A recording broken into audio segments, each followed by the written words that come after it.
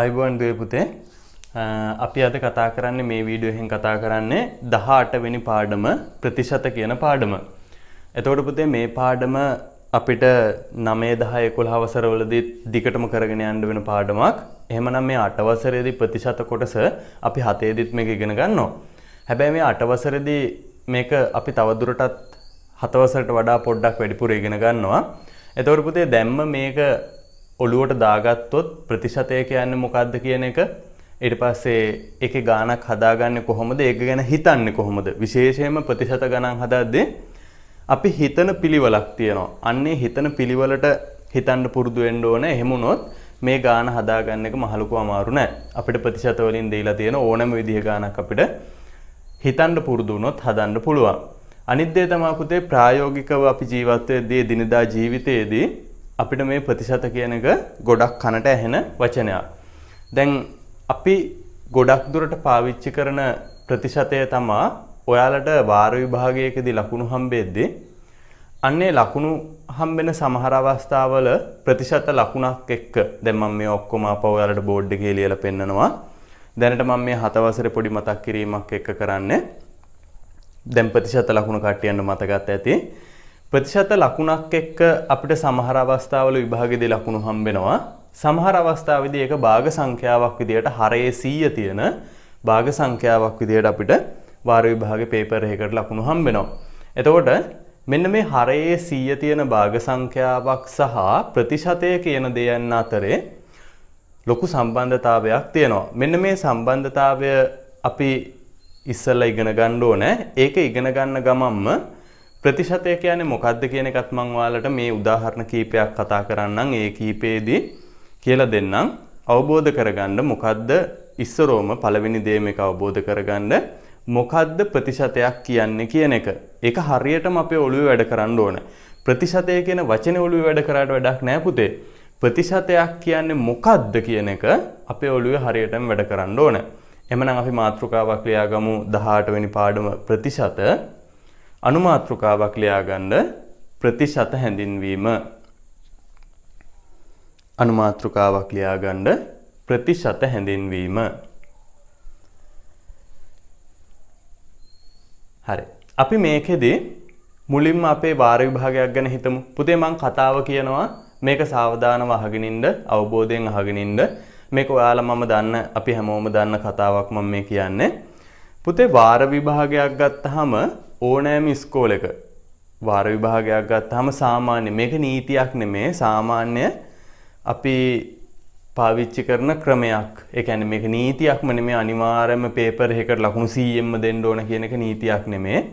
හැබැයි අපි සම්මතයක් විදිහට පාවිච්චි කරන්නේ මුළු ලකුණු 100යි කියන එක. එහෙමනම් පුතේ අපි වාර විභාගයකට ඉඳගද්දී ඒ පේපර් එකට සම්පූර්ණම නිවැරදි පිළිතුරු සපයන්න පුළුවන් ළමයෙක් ඉන්නවා නම් ඒ ළමයාට ගන්න පුළුවන් උපරිම ලකුණ 100ක් කියලා දීලා තියෙනවා. එහෙනම් මුළු ප්‍රමාණය කියන එක 100යි. අපි අන්න එහෙම හිතමු. මුළු ප්‍රමාණය කියන වචනේ මම මේකෙදි දැන් ඉස්සරහට හැමතැනදීම පාවිච්චි කරනවා. එහෙමනම් අපි හිතමු පේපර් එකට ගන්න පුළුවන් මුළු ලකුණු ප්‍රමාණය 100යි.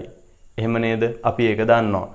හැබැයි පුතේ අපි එක එක්කෙනාගේ දක්ෂතාවයන් මත සහ අපි ඒ විෂයට දක්වන ආසාව මත අපිට ඔය ලකුණු 100ෙන් ගන්න පුළුවන් යම්කිසි ප්‍රමාණයක් තියෙනවා. උදාහරණයක් විදියට මේකට කැමති නැති විෂයට අකමැති ළමයෙකුට මම මේ විෂයකට දුර්වල ළමයි කියලා කියන්නේ නැහැ. පුතේ මේ ගොඩක් ළමයි විෂයකට දුර්වල නැහැ, විෂයට අකමැතිකම තියෙන්නේ. එහෙමනම් සමහර ළමයි ඉන්න පුළුවන් මේ මුළු ලකුණු 100ක් තියෙන තැනින් ලකුණු 40ක් විතර ගත්ත ළමයි ඉන්න පුළුවන්. සමහර ළමයි ඉන්න පුළුවන් ලකුණු 55ක් විතර ගත්ත ළමයි ඉන්න පුළුවන්. සමහර කෙනෙක් ලකුණු 5ක් 6ක් වගේ පොඩි ගාණක් ගත්ත කෙනෙක් ඉන්නත් පුළුවන්. ඒ වගේම පුතේ ලකුණු 80ක් 85ක් 90ක් 99ක් ඒත් එක්කම මේ විභාගයේදී අහලා තිබ්බ හැම ප්‍රශ්නයකටම නිවැරදි පිළිතුරු දන්න ළමයෙක් හිටියා නම් එයාට ලකුණු 100ක්ම ගන්නත් පුළුවන්කම තිබ්බා. එහෙමනම් පුතේ මුළු ලකුණු 100ක් තිබ්බ හින්දා මෙතනදී කාටවත් ලකුණු 100ට වඩා වැඩි ගාණක් ලබා ගන්න බෑ. ඒක දැන් ප්‍රායෝගිකයි නේද? හිතන්නකෝ පුතේ 100ක් තියෙන තැනකින් අපි කොහොමද 105ක් ගන්නෙ? එහෙම ගන්න බෑ. මොකද හේතුව මුළු ප්‍රමාණය 100යි එතන තියෙන. මුළු ප්‍රමාණය 100යි. අපි කොච්චර දක්ෂයෙක් වුණත් අපිට මේ පේපර් එකට ගන්න පුළුවන් උපරිම ලකුණ 100යි. උපරිම ලකුණ 100යි. හේතුව මුළු ප්‍රමාණය 100ක් හින්දා. එහෙමනම් පුතේ මුළු ප්‍රමාණය 100න් අපි හිතමු අපි සලකනු ලබන ළමයා ලකුණු 72ක් අරන් තිබ්බා. එහෙමනම් අපිට ඒක ලියන්න පුළුවන් 100න් 72යි කියලා. එහෙනම් මෙන්න මේ අපි සලකනු ලබන ළමයා මේ පේපර් එකට ලියලා ලකුණු 100න් 72ක් අරගෙන තියෙනවා. එහෙනම් මෙන්න මේ හරයේ තියෙන 100න් කියවෙන්නේ මොකද්ද පුතේ? මුළු ලකුණු ප්‍රමාණය. අපිට මෙන්න මේ මුළු ප්‍රමාණය 100ක් වෙන ඔන්න මම කතාව වෙනස් කරනවා. මුළු ප්‍රමාණය 100ක් වෙන ඕනෑම කෙනෙක් ප්‍රතිශත ලකුණත් එක්ක ලියන්න පුළුවන්. එහෙනම් මං කියව නේද මුළු ප්‍රමාණය කියන එක වැදගත් වචනයක් කියලා. මුළු ප්‍රමාණය 100ක් වෙන ඕනෑම කෙනෙක් අපිට ප්‍රතිශත ලකුණත් එක්ක ලියන්න පුළුවන්.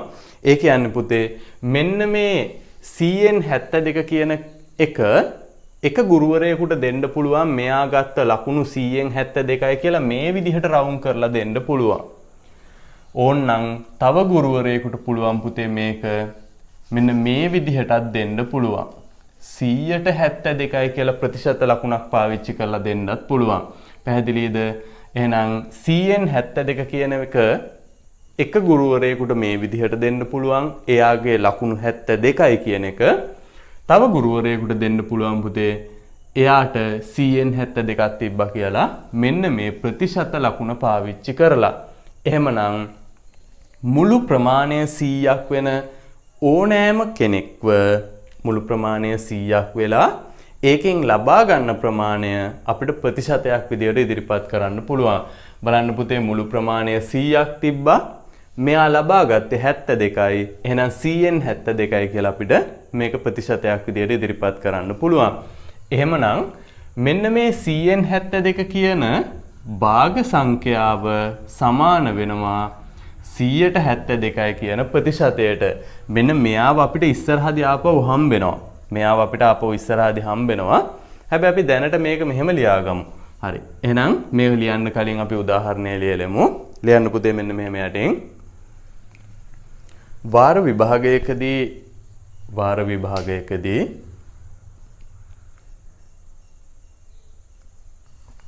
ලබා දුන් ප්‍රශ්න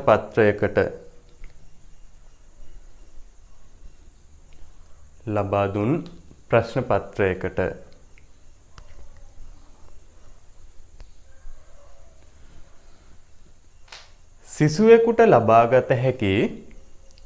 සිසුවෙකුට ලබාගත හැකි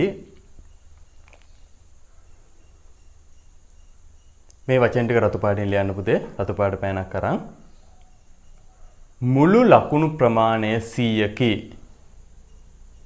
මුළු ලකුණු ප්‍රමාණය 100කි.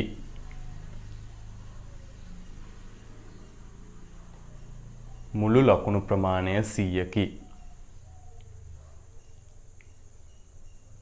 හරි. දැන් නිල් පාටේ ලියන්න.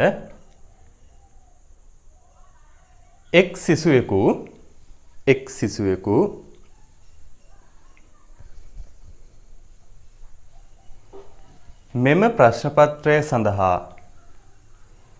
මෙම ප්‍රශ්න පත්‍රය සඳහා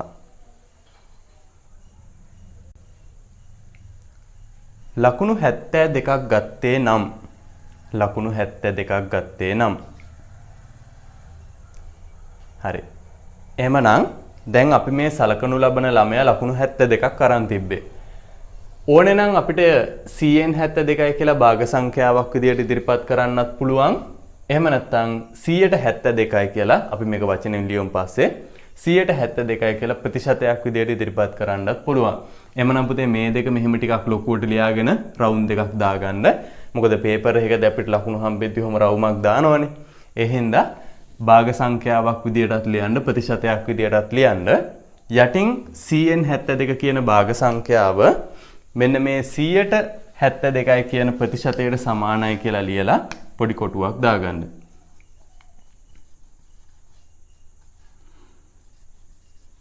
අපි මේ ප්‍රතිශතයක් භාගයක් කරන්නේ කොහොමද? භාගයක් ප්‍රතිශතයක් කරන්නේ කොහොමද කියලා දැන් ඉස්සරහදී කතා කරනවා.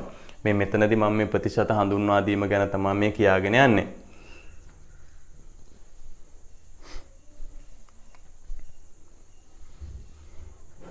හරි. මම හිතනවා දැන් පොඩි අවබෝධයක් එන්න ඇති කියලා ප්‍රතිශතයක් කියන්නේ මොකක්ද කියන එක ගැන. එතකොට පුතේ මෙතනදී වැදගත්ම දේ තමයි අර අපි රතු පාටින් ලියුවේ මොකද්ද මුළු ප්‍රමාණය. එහෙනම් මෙතනදී මුළු ප්‍රමාණය උනේ ලකුණු. පේපර් එකට ගන්න පුළුවන් වෙච්ච ලකුණු තමයි මුළු ප්‍රමාණය උනේ. දැන් අපි හිතමු පුතේ ළමයි 100 දෙනෙක් ඉන්නවා. දැන් ඔන්න මම වෙන උදාහරණයකට යනවා. ඒක අපි ලියන්නේ නැහැ. මේ උදාහරණයේ හින්දා හොඳට අහගන්න. ළමයි 100 දෙනෙක් ඉන්නවා. දැන් කොහෙදි හරි පන්තියක් හරි මොකක් හරි කියලා අපි හිතමු. අන්නේ ළමයි 100 දෙනාගෙන් ගැහැණු ළමයි ඉන්නවා 45ක්. එහෙනම් ඔක්කොම ළමයි 100 දෙනෙක් ඉන්නවා. ගැහැණු ළමයි ඉන්නවා 45ක්. එහෙමනම් අපිට කියන්න පුළුවන් නේද පුතේ ගැහැණු ළමුන්ගේ ප්‍රතිශතය කීයද? 145යි. එහෙමනේ. හේතුව තමයි මුළු ළමයි හිටිය 100 දෙනයි. ඒකෙන් 45ක් ගැහැණු ළමයි වුණා. එහෙනම් මුළු ප්‍රමාණය අන්න බලන්නකො මුළු ළමුන් ගන්න. එතකොට මුළු ප්‍රමාණය 100ක් වෙච්ච හින්දා ඒ 100ක් ඉන්න තැනින් ගැහැණු ළමුන් 45ක් හිටපු හින්දා අපිට කියන්න පුළුවන් අන්නේ පිරිස අතර 145ක් ගැහැණු ළමුන් කියලා. පැහැදිලිද? හරි. ඒ වගේම දැන් මේ දවස්වල රටේ අපි කතා කරන මේ දවස්වල කියන්නේ දැන් මම මේ වීඩියෝ එක රෙකෝඩ් කරන්නේ 2021 අගෝස්තු 20 වෙනිදා. එහෙනම් මේ දවස්වල අපි රටේ වැඩිපුරම කතා වෙන ප්‍රශ්නයක් තමයි මේ COVID-19 ප්‍රශ්නය, කොරෝනා ප්‍රශ්නය. එතකොට මේකෙදි ඔයාලට හවසට ප්‍රවෘත්ති බලද්දි හැම මේ ප්‍රතිශත ලකුණත් එක්ක මොනවද විස්තර වගේක් ප්‍රවෘත්ති වලට කියනවා දැකලා ඇති. හැබැයි ওই පිළිබඳව ලොකු අවබෝධයක් ඔයාලට නැතුව ඇති. ඔන්න පුතේ අද ඉඳලා ඔයාලට පුළුවන් මේ ප්‍රතිශතයක් කියන එකේදී අපිට ප්‍රවෘත්ති වලට මොනවද මේ කියන දේවල් මොනවද මේ 100ට 1යි 100ට 5යි 100ට 10යි කිය අපිට කියන්නේ මොනවද? අන්න ඒවා ඔයාලට තේරුම් ගන්න පුළුවන්.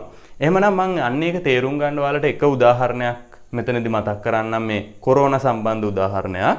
පුතේ මේ දවස්වල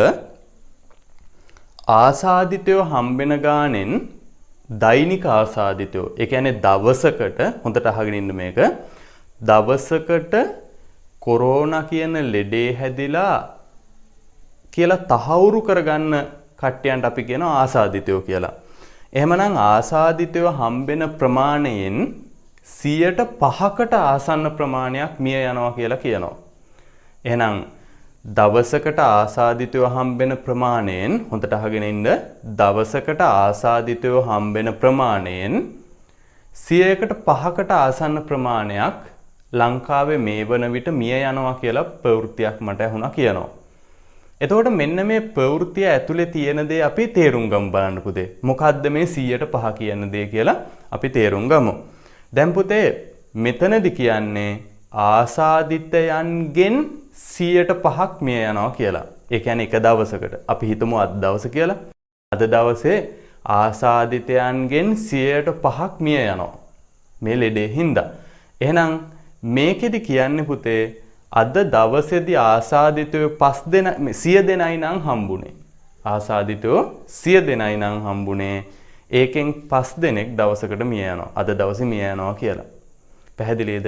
එතකොට මුළු ප්‍රමාණය 100ක් උනේනේ. ආසාදිතයෝ රෝගීන් 100 දෙනෙක් උනේ. එහෙනම් මුළු ප්‍රමාණය රෝගීන් 100 දෙනෙක් දවසකට හම්බෙද්දී එදා දවසේ 5 දෙනෙක් මිය යනවා කියලා තමයි ඔය කියලා තියෙන්නේ දවසකට. එහෙනම් දැන් අපිට ඒකෙන් තේරුම් ගන්න පුළුවන් පුතේ එහෙනම් 5 දෙනෙක් මිය ගියොත් 100ක් හම්බෙද්දී 5 දෙනෙක් මිය ගියොත් ආපහු ගෙදර යන්න කීය දෙනයිද? 99 දෙනයි. 95 දෙනයිනේ. සෝරි 95 දෙනෙක් ආපහු ගෙදර යනවා.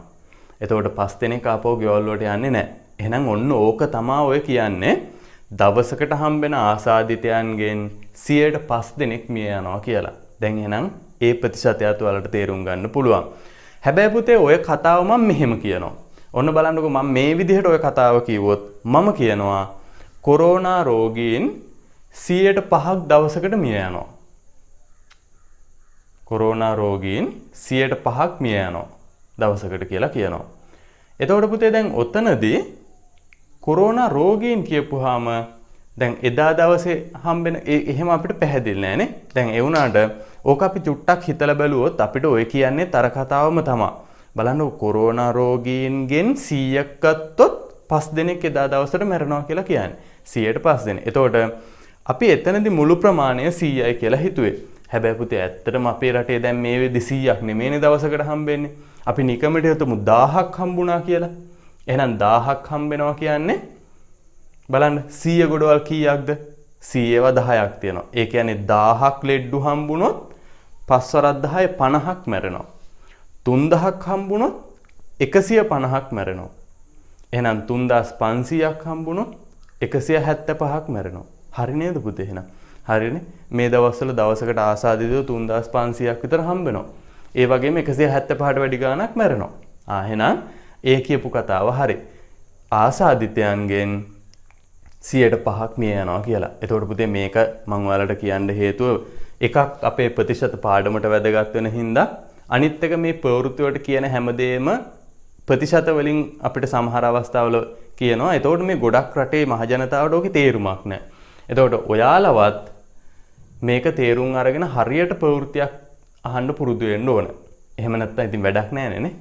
අනිත් දේ තමයි මේ රෝගයේ තියෙන බරපතලකමත් අපි තේරුම් ගන්න ඕන පුතේ. ඒ හින්දා හැකි සියලුම විදියට සෞඛ්‍ය ආරක්ෂිත වෙන්න හැමෝම පරිස්සම් වෙන්න. මේ කතාව කියන්න හේතුව අපේ ප්‍රතිශත පාඩමට මේක අදාළ වෙන හින්දා. හරි. එහෙමනම් මම හිතනවා දැන් ඔයාලට ප්‍රතිශත කියන කොටස ගැන අවබෝධයක් ඇති. අපි එහෙනම් ප්‍රතිශත ගණන් වල මේ පාඩමේදී අපිට මොනවද කරන්න තියෙන කියන ටික බලලා ගණන් කීපයකුත් හදමු. හරි. එහෙමනම් පුතේ පළවෙනි දේ තමයි අපිට තියෙන භාග සංඛ්‍යාවක් හෝ දශම සංඛ්‍යාවක් කොහොමද ප්‍රතිශතයක් කරන්න කියන එක බලන්න ඕනේ. භාග සංඛ්‍යාවක් හෝ දශම සංඛ්‍යාවක් කොහොමද ප්‍රතිශතයක් කරන්න කියලා අපි බලන්න ඕනේ. එහෙමනම් අපි අනුමාත්‍රකාවක් ලියාගමු. ලියන්න අනුමාත්‍රකාවක් ලියන්න. භාග සංඛ්‍යාවක් හෝ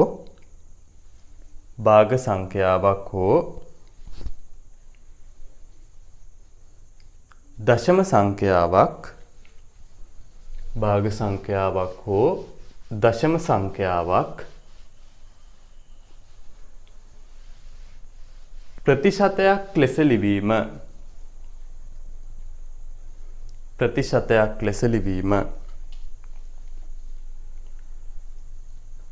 හරි. දැන් අපි 172යි අර 100න් 72යි කියන භාග සංඛ්‍යාව නම් කෙලින්ම 172යි කියලා ලියවනේ. මොකද හේතුව ප්‍රතිශතයක් කියන්නේ මුළු ප්‍රමාණය 100ක් හින්දා. එහෙනම් අපි ඔක්කොටම කලින් රතු පාටින් තරුවක් දාලා රතු පාටින් ලියලෙමු මොකද්ද ප්‍රතිශතයක් කියන්නේ කියන එක නැවත පාරක්. එහෙනම් රතු පාටින් තරුවක් දාලා රතු පාටින්ම ලියන්න පුතේ මේක. ලියන්න මෙන්න මේ විදිහට. මුළු ප්‍රමාණය 100ක් වන අවස්ථාවකදී මුළු ප්‍රමාණය 100ක් වන අවස්ථාවකදී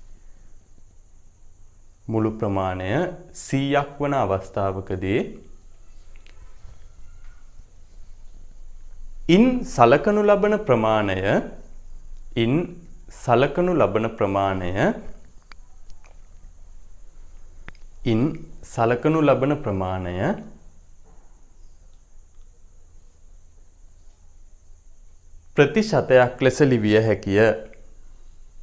ප්‍රතිශතයක් ලෙස ලිවිය හැකිය.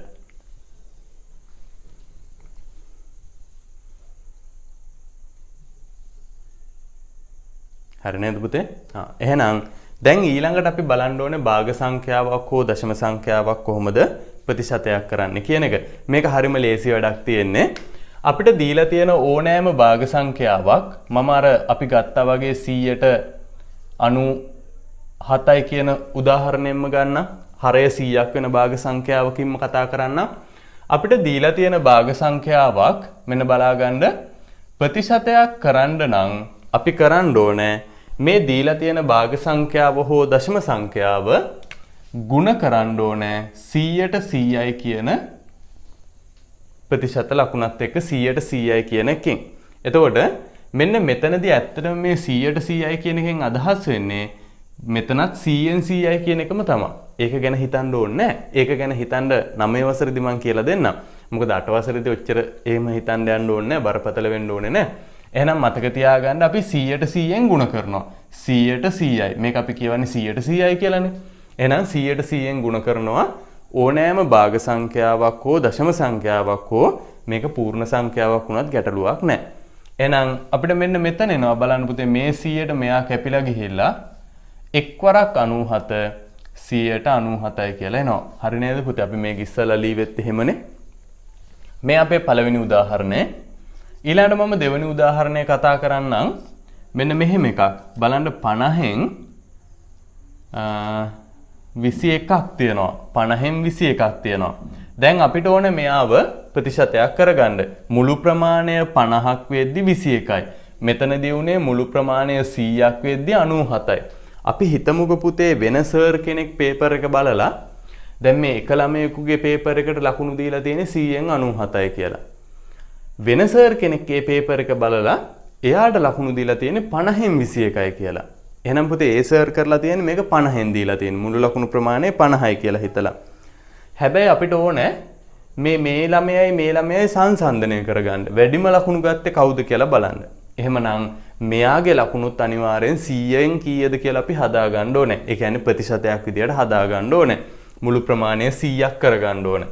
එහෙනම් අපිට පුළුවන් මේකත් 100ට 100 කියන එකෙන් ಗುಣ කරලා බලන්න. බලන්න එහෙනම් අපි මේක ಗುಣ කරනවා 100ට 100 කියන එකෙන්. එතකොට අපි දන්නවා 50ට 50 එකයි 100ට 2යි. දෙවරක් 21 එනවා අපිට 42යි කියලා. එහෙනම් පුතේ මේ ළමයා අරන් තියෙන්නේ 100න් 42යි. 142යි. පැහැදිලිද? ඊළඟට අපි තුන්වෙනි උදාහරණය ගත්තොත් මේ වෙන ඉස්කෝලේක ගුරුවරයෙක් එයා ලකුණු දීලා තියෙන්නේ ළමයාට 20න් කියලා අපි හිතමු. මේ වෙන ඉස්කෝලේක ගුරුතුමෙක්. එහෙනම් මෙයා ලකුණු දීලා තියෙන්නේ 20න්. 20න් දීලා තියෙනවා ලකුණු 17ක් කියලා. එහෙනම් දැන් අපි බලන්න ඕනේ මේ 97ක් ගත්ත කෙනාද හොඳ 21ක් ගත්ත කෙනාද හොඳ. හැබැයි 50න් 21ක් 20න් 17ක් ගත්ත ළමයාද හොඳ එක්කෙනා කියලා අපි බලන්න ඕනේ. එහෙමනම් පුතේ අපිට මේකත් හදාගන්න වෙනවා මුළු ලකුණු ප්‍රමාණය 100ක් වෙන විදිහට. ඒ කියන්නේ ප්‍රතිශතයක් කරගත්තා නම් හරි. අපි එතකොට මේකත් 100ට 100 කියන එක්කෙනාගෙන් ගුණ කරනවා. බලන්න අපිට එනවා 20ට 20 1යි 100ට 5යි. 5 වරක් 7 35න් 3ක් ඉතුරුයි 85යි කියලා එනවා. එහෙනම් මෙන්න මේ ළමයා අරන් තියෙන්නේ 100න් 85ක්. එහෙම නැත්නම් 100ට 85ක් කියලාත් අපිට කියන්න පුළුවන්. 100ට 85ක්. දැන් පැහැදිලිද පුතේ ඕනෑම භාග සංඛ්‍යාවක් අපි කොහොමද ප්‍රතිශතයක් කරේ කියලා? අන්න ඒ විදිහටම අපිට දීලා තියෙන දශම සංඛ්‍යාවකුත් ප්‍රතිශතයක් කරන්න පුළුවන්. මෙන්න මේ 100ට 100 කියන කෙනාගෙන් ಗುಣ කරලා. එහෙනම් අපි බලමු. මේ බලන්න අපිට දීලා තියෙන දශම සංඛ්‍යාවක් 0.6. මේක ප්‍රතිශතයක් කරන්න අපිට පුළුවන් 0.6 අපි ಗುಣ කරනවා 100ට 100 කියන කෙනාගෙන්. එහෙනම් අපිට එන උත්තරයක් පුතේ දැන් දශම පාඩම මම කරලා තියෙන හින්දා මේවා මම හිතනවා දැන් ඔයාලා දන්නවා. කොහොමද ওই 0.6 100න් ಗುಣ කරන්නේ එහෙම කියලා. කවුරු හරි ළමයෙක් දශම පාඩම බලලා නැත්නම් මේ වෙනකන් මගේ ලිස්ට් එකේ මේ ප්ලේලිස්ට් එකේ තියෙනවා බලන්න 8 වසරේ දශම පාඩමක්. ඒක අනිවාර්යයෙන්ම බලන්න පුතේ. සුළු කිරීම ඉතාම පැහැදිලිව ඔයාලට ඉගෙන ගන්න පුළුවන්. එහෙම වුණාම මේ වගේ පාඩම් කරද්දී අපිට ලේසි. හරි. එහෙමනම් 100න් ගුණ කරද්දී දශමතිත් එකපාරක් මෙතෙන් දාපුවාම එක බිංදුවක් අඩු වෙනවා 100ට 60යි කියලා අපිට උත්තරයක් එනවා. හරි. අපි තව උදාහරණයක් ගමු දශම සංඛ්‍යාවක් තියෙන එකක්.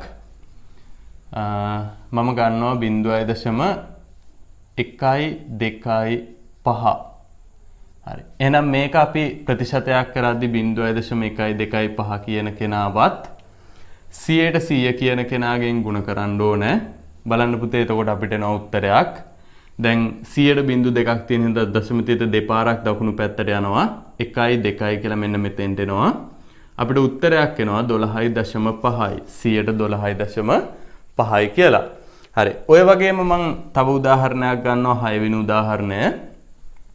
මේකේ අපිට දීලා තියෙනවා 3.67 ප්‍රතිශතයක් විදියට ඉදිරිපත් කරන්න කියලා.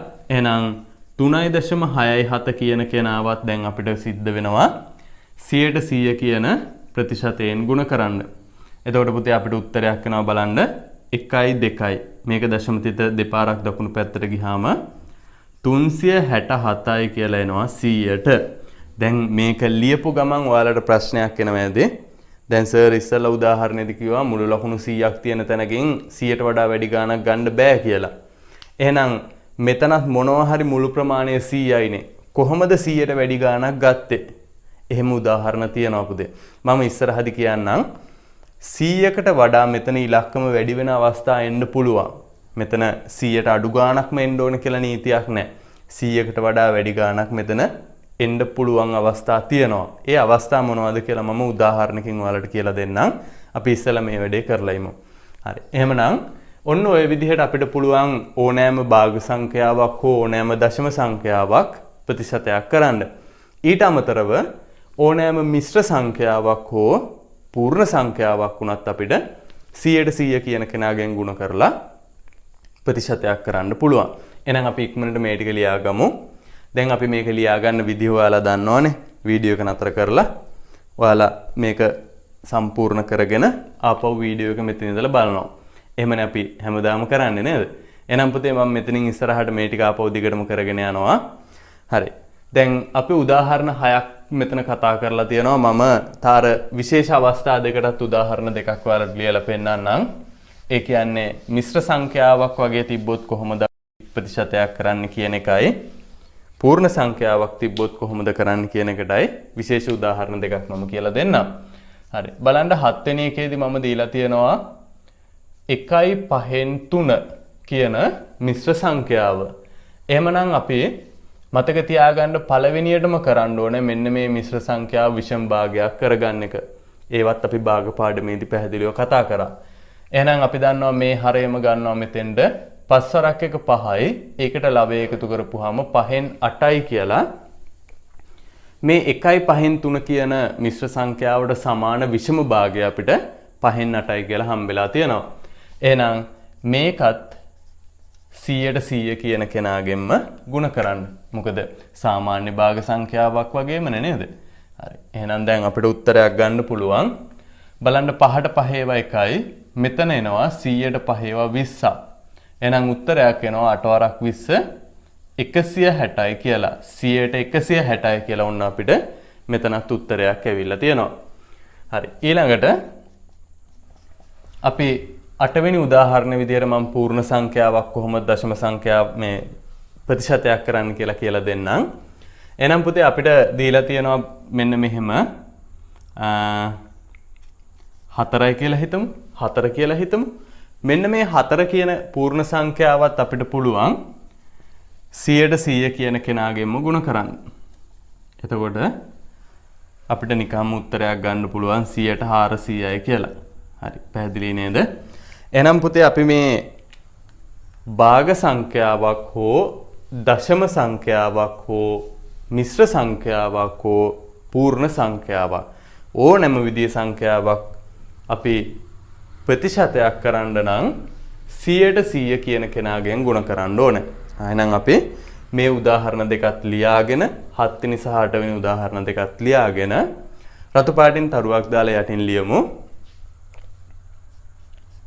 රතු පාටින් තරුවක් දාලා රතු පාටින්ම ලියන්න මේක. රතු පාටින් තරුවක් දාලා ලියන්න. භාග සංඛ්‍යා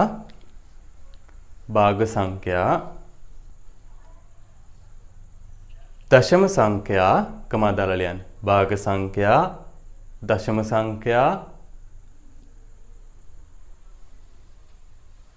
මිශ්‍ර සංඛ්‍යා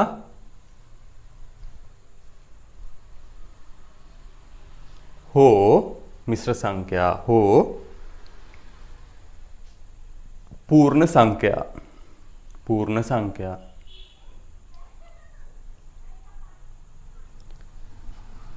ප්‍රතිශතයක් ලෙස ලිවීමට නම්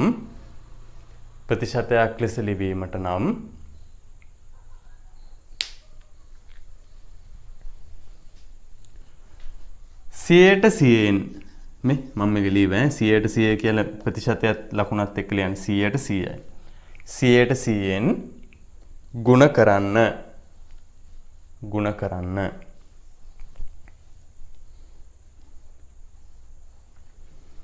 හරි.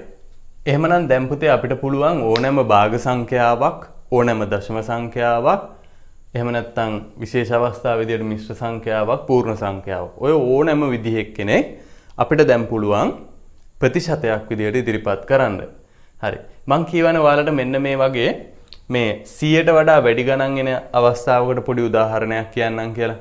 එහෙමනම් මම ඒකට පොඩි උදාහරණයක් මෙහෙම කියන්නම්. පුතේ අපිට දීලා තියෙනවා මොනවා හරි අපි හිතමුකෝ මල් ඇට జాතියක්. ඔය මොනවා හරි විසිතුරු මලක් මොනවා හරි අපේ ගෙදර ලස්සනට ගෙවත්ත ලස්සනට හිටවන මල් ඇට පැකට් එකක් අපිට දීලා තියෙනවා. ඔය මල් ඇට පැකට් එකේ අපිට කියලා තියෙනවා ඵලදාව. එහෙම නැත්නම් මල් හැදෙන ප්‍රමාණය 100%ක් කියලා. 100%ක් මල් හැදෙනවා කියලා කියනවා. මම මේ උදාහරණ ගන්න 100%ක් මල් හැදෙනවා කියලා කියනවා. එහෙමනම් ඒකේ තේරුම තමයි අපි ওই පැකට් එකේ තියෙන බීජ ඇට 100ක් හිටෙව්වොත් 400ක මල් හැදෙනවා. 400ක් මල් හැදෙනවා. ඒ කියන්නේ අපි හිතවන්නේ 100යි බීජ ඇට 100යි හිටවන්නේ. ඒකෙන් අපිට හම්බෙන ඵලදාව එහෙම නැත්නම් හම්බෙන මල් ප්‍රමාණය 400ක් වෙන්න පුළුවන් නේද පුතේ? මොකද එක ගහක මල් 2 3ක් 4ක් හැදෙන්න පුළුවන්. 4ක් 5ක් 6ක් වුණත් හැදෙන්න පුළුවන් නේ. එහෙනම් තිබ්බ ප්‍රමාණයට වඩා වැඩි ප්‍රමාණයක් අපිට ඵලදාව හම්බෙනවා. බීජයට 100යි හිටවන්නේ. හැබැයි මල් හම්බෙනවා 400ක්. එහෙනම් 100ට 400ක ඵලදාවක් තියනවා කියලා කියන්න පුළුවන්. පැහැදිලි නේද? එහෙනම් අන්න ඒ වගේ අවස්ථාවල අපිට ප්‍රතිශතය මේ විදිහට 100ට වඩා වැඩි වෙන අවස්ථා තියෙන්න පුළුවන්. එහෙම උදාහරණ තියෙනවා. අපි දැන් ගණන් හදද්දිත් අපිට සමහර අවස්ථාවලදී එහෙම උදාහරණ හම්බෙයි. හැබැයි අර වගේ අවස්ථාවකට නම් එහෙම වෙන්න බෑ. මොකද්ද පුතේ? ලකුණු 100යි නම් මුළු ලකුණු ඒකෙන් 105ක් වෙන්න බෑ. නේ? ආසාදිතව 100 දෙනා නම් ඒකෙන් 115ක් හොඳ වෙන්න බෑ. තේරුණා නේද? ආසාදිතවම 100යි ඉන්නේ. 115 දෙනෙක් කොහොමද හොඳ වෙන්නේ? එහෙම වෙන්න බෑ. එහෙනම් එහෙම නොවන අර මම කිව්වා වගේ ඵලදාව සම්බන්ධ මේ වගේ උදාහරණයක් අපිට පාවිච්චි කරන්න පුළුවන්. තව උදාහරණ ගන්න පුළුවන් අපිට. හරි? මේ විදිහට. නැත්තම් ඔයාලා බය වෙනවනේ 100ට වඩා වැඩි ගාණක් ආවොත් අපේ උත්තරේ වරදීද කියලා. නෑ. එහෙම වරදින්නෙම නෑ. එහෙම අවස්ථා තියෙන්න පුළුවන්. හරි. එහෙමනම් ඊළඟට අපිට කරන්න තියෙනවා මේකෙම අනිත් පැත්ත. ඒ කියන්නේ ප්‍රතිශතයක් භාග සංඛ්‍යාවක් විදිහට ලියන්නේ කොහොමද කියන එක. ලියන්න අනුමාත්‍රකාවක් පුතේ. අනුමාත්‍රකාවක් ලියාගන්න. ප්‍රතිශතයක්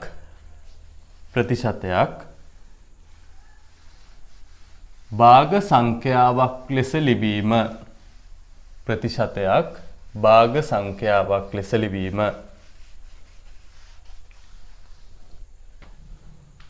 මේක මම හිතනවා දැන් සමහර කෙනෙකුට මේක තේරිලත් ඇති. මොකද හේතුව අපි මෙන්න මෙහෙම කතා කරපු පළවෙනි උදාහරණේ 172යි කියන කෙනාට සමාන භාග සංඛ්‍යාව 100න් 72යි කියලා අපි ලීවනේ. මතකයිනේ? 172යි කියන ප්‍රතිශතය භාග සංඛ්‍යාවක් විදියට 100න් 72යි කියලා ලීවා. ඇත්තට මෙතනදී අපි මේකේ අනිත් පැත්ත ලීවේ. 100න් 72 සමානයි 172යි කියලා ප්‍රතිශතය දාලා ලීවි. මම ඒක ඉතින් මේ පැත්ත මාරු කරලා ලියලා තියෙනවා. එච්චරයි ඈ. එහෙනම් බලන්න පුතේ 172 කියන ප්‍රතිශත ලකුණත් එක්ක තිබ්බ ප්‍රතිශතය භාග සංඛ්‍යාවක් වෙද්දී එයාගේ හරයට 100 ඉලක්කමක් ඇවිල්ලා. ඒ කියන්නේ තව විදියකින් කියනවා නම් මේ 72 100ෙන් බෙදලා 72 100ෙන් බෙදලා. එහෙමනම් දැන් අපිට ක්‍රමයක් ඉගෙන ගන්න පුළුවන් මෙතනින් ඕනෑම ප්‍රතිශතයක් භාග සංඛ්‍යාවක් කරන්න නම් ඒ ප්‍රතිශතය 100ෙන් බෙදන්න ඕනේ. එහෙම බෙදුවා නම් අන්න භාග සංඛ්‍යාවක් විදිහට ඇවිල්ලා තියෙනවා. එහෙනම් අපි බලමු උදාහරණ කීපයක් හදලා. මේ බලන්න පළවෙනි උදාහරණය 100ට 15යි. එහෙනම් අපිට මේක භාග සංඛ්‍යාවක් කරන්න පුළුවන් 15 බෙදීම 100. දැන් මේක තව ටිකක් සරලම කරනවා නම් දැන් අපි දන්නවනේ භාග සංඛ්‍යාවක් තියද්දී තුල්්‍ය භාග පාවිච්චි කරලා පුළුවන් තරම් සරල කරන්න ඕන කියලා. එහෙනම් මේ උත්තරෙත් හරි. මේකත් වැරදි නෑ. හැබැයි සරලම අවස්ථාවට අපි යනවා නම් අපිට පුළුවන් මෙන්න මේ 100ත් 5න් බෙදන්න 15ත් 5න් බෙදන්න. එතකොට අපිට සරලම අවස්ථාව විදිහට එනවා 20න් 3යි කියලා. 100න් 15යි කිව්වත් හරි ඈ. මේ කරලා තියෙන්නේ සරලතම භාගය අරන් තියෙනවා. සරලම අවස්ථාව. හරි. අපි පුළුවන් තරම් සරලම අවස්ථාවෙන් භාග සංඛ්‍යාව තියෙන එක තමයි හොඳ. ඔන්න පළවෙනි උදාහරණය. ඊළඟට මම දෙවෙනි උදාහරණය ගන්නවා මෙන්න මෙහෙම එකක්. බලන්න 175. මේක තමයි අපිට දීලා තියෙන ප්‍රතිශතය. එහෙනම් 175 කියන එක අපිට පුළුවන් භාග සංඛ්‍යාවක් විදියට ලියන්න 75 බෙදීම 100යි. එහෙනම් මේකත් උත්තරේ හරි. හැබැයි අපිට කියලා තිබ්බොත් මේක සරලම විදිහට තියන්න කියලා. සරලම අවස්ථාවෙන් තියන්න කියලා අපිට තුල්්‍ය භාග පාවිච්චි කරලා මේකේ හරයයි ළවයයි බෙදෙන විශාලම සංඛ්‍යාවෙන් බෙදන්න වෙනවා. එහෙනම් අපි දන්නවා මේ දෙන්නම 25න් බෙදන්න පුළුවන්. අපිට උත්තරයක් එනවා 4න් 1යි කියලා. ඇත්තටම 100න් 4න් 3යි. ඇත්තටම 100න් 75 කියලා තියනවට වඩා 4න් 3යි කියපුවම සරලයිනේ නේ. එහෙනම් ඔන්න ඔය විදිහට ඕනෑම ප්‍රතිශතයක් 100න් බෙදලා අපිට පුළුවන් ඒක භාග සංඛ්‍යාවක් විදියට තියන්න. හරි. මේ උදාහරණ දෙක ලියා ගන්නකො ඉස්සෙල්ලා. මේ උදාහරණ දෙක ලියා ගන්න. මම තව උදාහරණ දෙකක් ඔයාලට කියලා දෙනවා. දෙකක් හෝ තුනක්.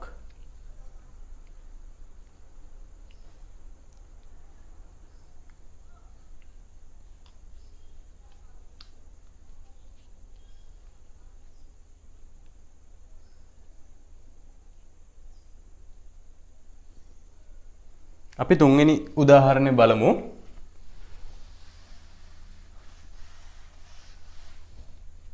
තුන්වෙනි උදාහරණය මම ගන්නවා මෙන්න මෙහෙම කෙනෙක්.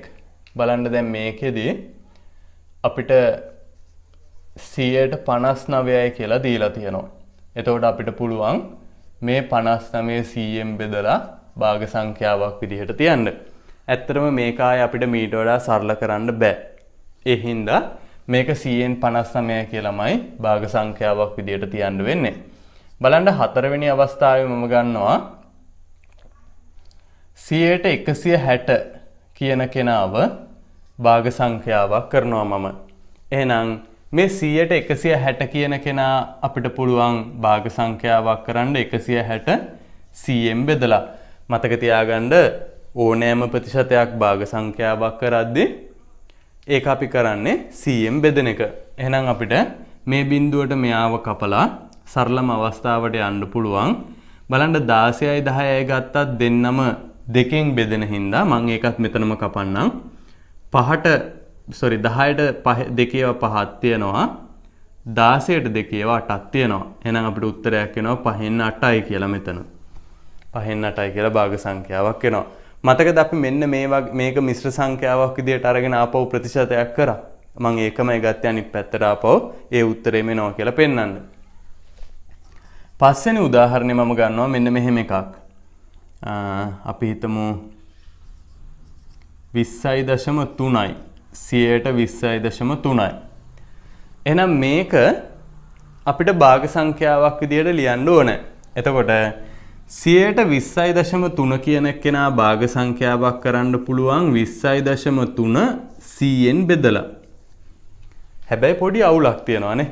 මොකද්ද පුතේ අවුල? දැන් තිබ්බේ 20.3 හින්දා එයාව 100න් බෙදලා මේක භාග සංඛ්‍යාවක් කරා. ඒක හරි. එතන කිසි වැරද්දක් නැහැ. හැබැයි මේ ලවයේ දශම ගාණක් තියන්නේ නැහැ නේද අපි සාමාන්‍යයෙන් භාගයක. සාමාන්‍යයෙන් භාග සංඛ්‍යාවක හරයයි ලවයයි දෙන්නම පූර්ණ සංඛ්‍යාව වෙන්න ඕනේ. හැබැයි මෙතන ලවයේ 20.3 කියලා දශම ගාණක් තියෙනවා. එහෙනම් පුතේ මේක භාගයක් නෙමෙයිනේ. මේ භාගයක් විදිහට හරයයි ලවයයි තිබ්බට දැන් තාම භාග සංඛ්‍යාවක් නෙමෙයි. එහෙනම් අපිට පුළුවන් මෙන්න මේ දශම තිත මේ 3න් එහා පැත්තට ගෙනියන්න දකුණු පැත්තට ගෙනියන්න. එහෙම නැත්නම් මේ 20.3 අයින් කරගන්න මේක 10න් ගුණ කරලා. හැබැයි අපි දන්නවා ලවයේ විතරක් 10න් ගුණ කරලා බෑ හරයත් ගුණ කරන්න ඕනේ. ඒවා තුල්්‍ය භාගනේ. මතකයි නේද අපි භාග පාඩමේදී කතා කරා. එහෙනම් අපිට උත්තරයක් එනවා 1000න් 203යි කියලා. ඔන්න භාග සංඛ්‍යාව හරි. එහෙනම් මොකද කරේ? මේ දශම ස්ථානය අයින් කරගන්න මෙයාව එක දශම ස්ථානයක් තියෙන හින්දා ඒක අයින් කරගන්න 10න් ගුණ කරා. හැබැයි තුල්ල භාගවලදී කියනවා ලවය ගුණ කරොත් ඒකෙන්ම හරයත් ගුණ කරන්න ඕන කියලා. ඒ හින්දා හරයත් ගුණ කරා අපිට උත්තරයක් එනවා 1000න් 203යි කියලා. හරි. ඒ උදාහරණ ටිකත් අපි ලියාගමු.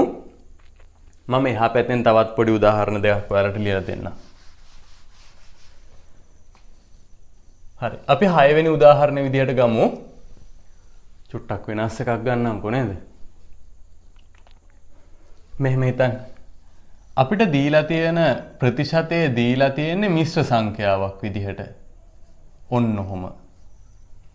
100ට 2න් 4න් 1යි කියලා දීලා තියෙන්නේ. ඔහොම තමයි දීලා තියෙන්නේ ප්‍රතිශතය. 100ට 2න් 4න් 1යි. ඕන. ওই විදිහට දීලා තියෙනවා. දැන් මෙතනදී මාර ප්‍රශ්නයක් එනවා අපිට.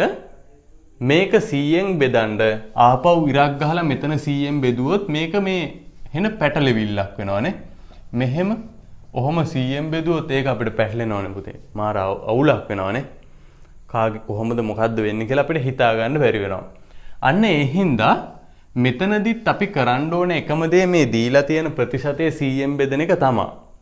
හැබැයි මේ විදිහට හොඳට තේරුම් ගන්න මේ විදිහට ඉරක් ගහලා 100න් බෙදන්න බෑ මේක. දැන් බැරි හේතුව මම ලියලා පෙන්නුවනේ නේද? ඒක අපිට ඊට පස්සේ හිතා ගන්න බැරි වෙනවා මොකද්ද කොහොමද කාගෙන්ද බෙදෙන්න ඕන කියලා. අන්න ඒ හින්දා අපි මෙතනදී පොඩි විශේෂත්වයක් පාවිච්චි කරනවා. මේ බෙදීම 100 මෙන්න මේ විදිහට ලියනවා. බෙදීම 100 ওই විදිහට බෙදීමේ ලකුණ දාලා ලියනවා. ප්‍රශ්නයක් නෑනේ. ලියන්න පුළුවන්. නේද? ඉරක් ගහලා බෙදීම 100 කියලා ලියවත් එකයි. බෙදීමේ ලකුණත් එක්ක 100 කියලා ලියවත් එකයි. ওই දෙකම එකයි. දැන් අපිට පුළුවන් මෙන්න මේක සුළු කරගන්න. එහෙනම් අපි කරන්න ඕනේ මෙයාව ඉස්සෙල්ලා මිශ්‍ර සංඛ්‍යාව විෂම භාගයක් කරගන්න ඕනේ. මේ හරයම ගත්තා.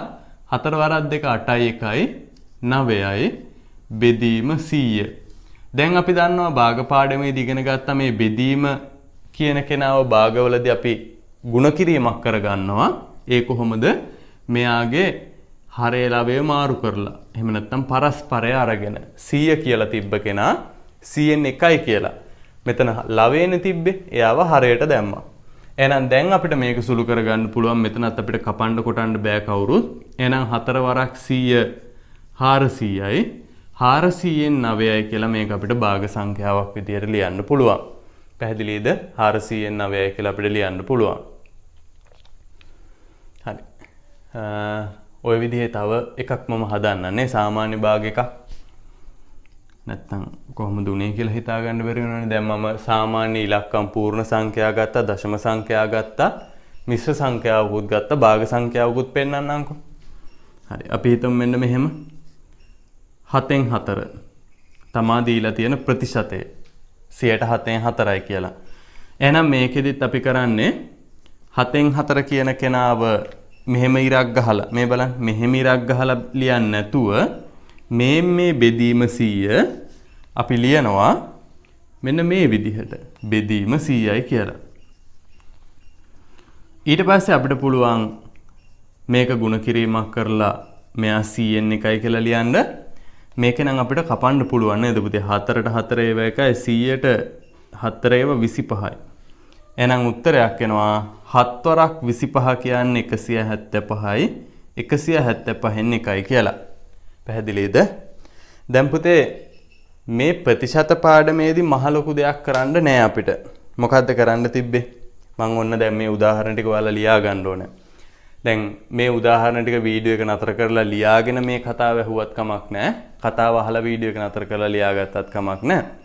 හැබැයි කොහොම හරි ඊළඟට මම ඔයාලට රතු පාටින් තරුවක් දාලා ලියන්න දෙන එක ලියන්න කලින් මේ උදාහරණ ටික ලියවිලා තියෙන්න ඕනේ. හරි. දැන් පුතේ මේ ප්‍රතිශත පාඩමේදී අපි මේ වෙනකම් මහ ලොකු දෙයක් ඉගෙන ගත්තේ නැහැ. මොනවද? දීලා තියෙන භාග සංඛ්‍යාවක් හෝ දශම සංඛ්‍යාවක් 100න් ගුණ කරලා 100ට 100න් ගුණ කරලා ප්‍රතිශතයක් කරන්න පුළුවන් කියලා එකක් ඉගෙන ගත්තා. ඒක තමයි රතු පාටින් තරුවක් දාලා ලීවේ. දැන් ඔන්න දෙවෙනි වැඩේ ඉගෙන ගත්තා. මොකක්ද ඉගෙන ගත්තේ?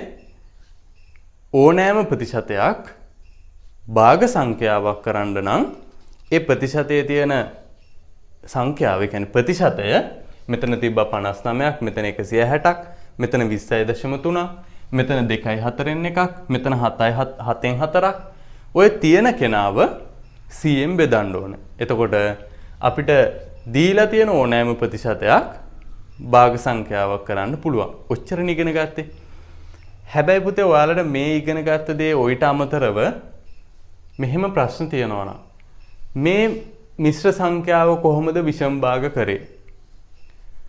මේ දශම තිත කොහොමද 10න් ගුණ කරලා නැති උනේ? ඊට පස්සේ ඇයි මේ ලවය 10න් ගුණ කරද්දි හරයත් 10න් ගුණ කරේ? ඊළඟට මේවා කැපුණේ කොහොමද? ඊළඟට වැදගත්ම දේ මෙන්න මේ බෙදීමේ ලකුණ ගුණ කිරීම වෙලා මෙහෙම උනේ කොහොමද? ඊළඟට මේවා කැපුණේ කොහොමද? ඔන්න ඔය ප්‍රශ්න තියෙනවා නම් ඒ ප්‍රශ්න තියෙන්නේ පුතේ ප්‍රතිශතවල නෙමෙයි. තේරුම් ගන්න ඒ ප්‍රශ්න තියෙන්නේ ප්‍රතිශතවල නෙමෙයි. එහෙම ප්‍රශ්න තියෙනවා නම් අර දශම පාඩමයි භාග පාඩම් දෙකක් මම දාලා තියෙනවා. පැහැදිලිව මේ වගේ මේ සුළු කිරීම ගැන ඔයාලට කියලා දීලා තියෙනවා. ඒ පාඩම් දෙක බලන්න පුතේ 10 පාරක් බලලා හරි ඒ ටික හරියටම ඉගෙන ගන්න. ඒ ටික ඉගෙන ගත්තාම බලන්නකො ප්‍රතිශතවල ඉගෙන ගන්න මහ ලොකු දෙයක් නෑනේ නේ. හරි. එහෙනම් අපි මෙතනදී ඉගෙන ගත්ත දේ මේ ප්‍රතිශත පාඩමේදී ඉගෙන ගත්ත දේත් රතු පාටින් තරුවක් දාලා රතු පාටින් ලියමු. ලියන්න එනවා රතු පාටින් තරුවක් දාලා රතු පාටින් තරුවක් දාලා ලියන්න. ඕනෑම ප්‍රතිශතයක් ඕනෑම ප්‍රතිශතයක්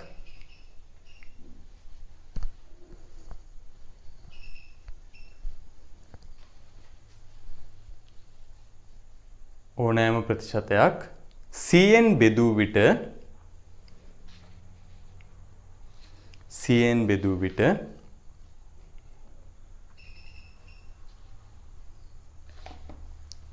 භාග සංඛ්‍යාවක්සේ ලිවිය හැකිය.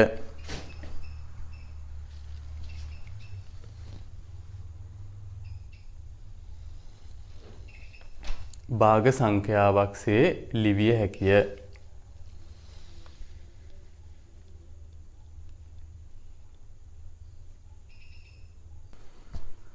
හරි. එහෙනම් අපි ඊළඟ අනුමාත්‍රකාව ලියමු. අපිට ওই වගේම තව පොඩි වැඩ දෙකක් තියෙනවා. ඒ තමයි මේ ප්‍රතිශතයි අනුපාතයි අතර තියෙන සම්බන්ධතාවය හඳුනා ගන්න තියෙනවා. අපි ලියමු පුතේ මේ ඊළඟ අනුමාත්‍රකාව අනුපාතයක් ප්‍රතිශතයක් ලෙස දැක්වීම.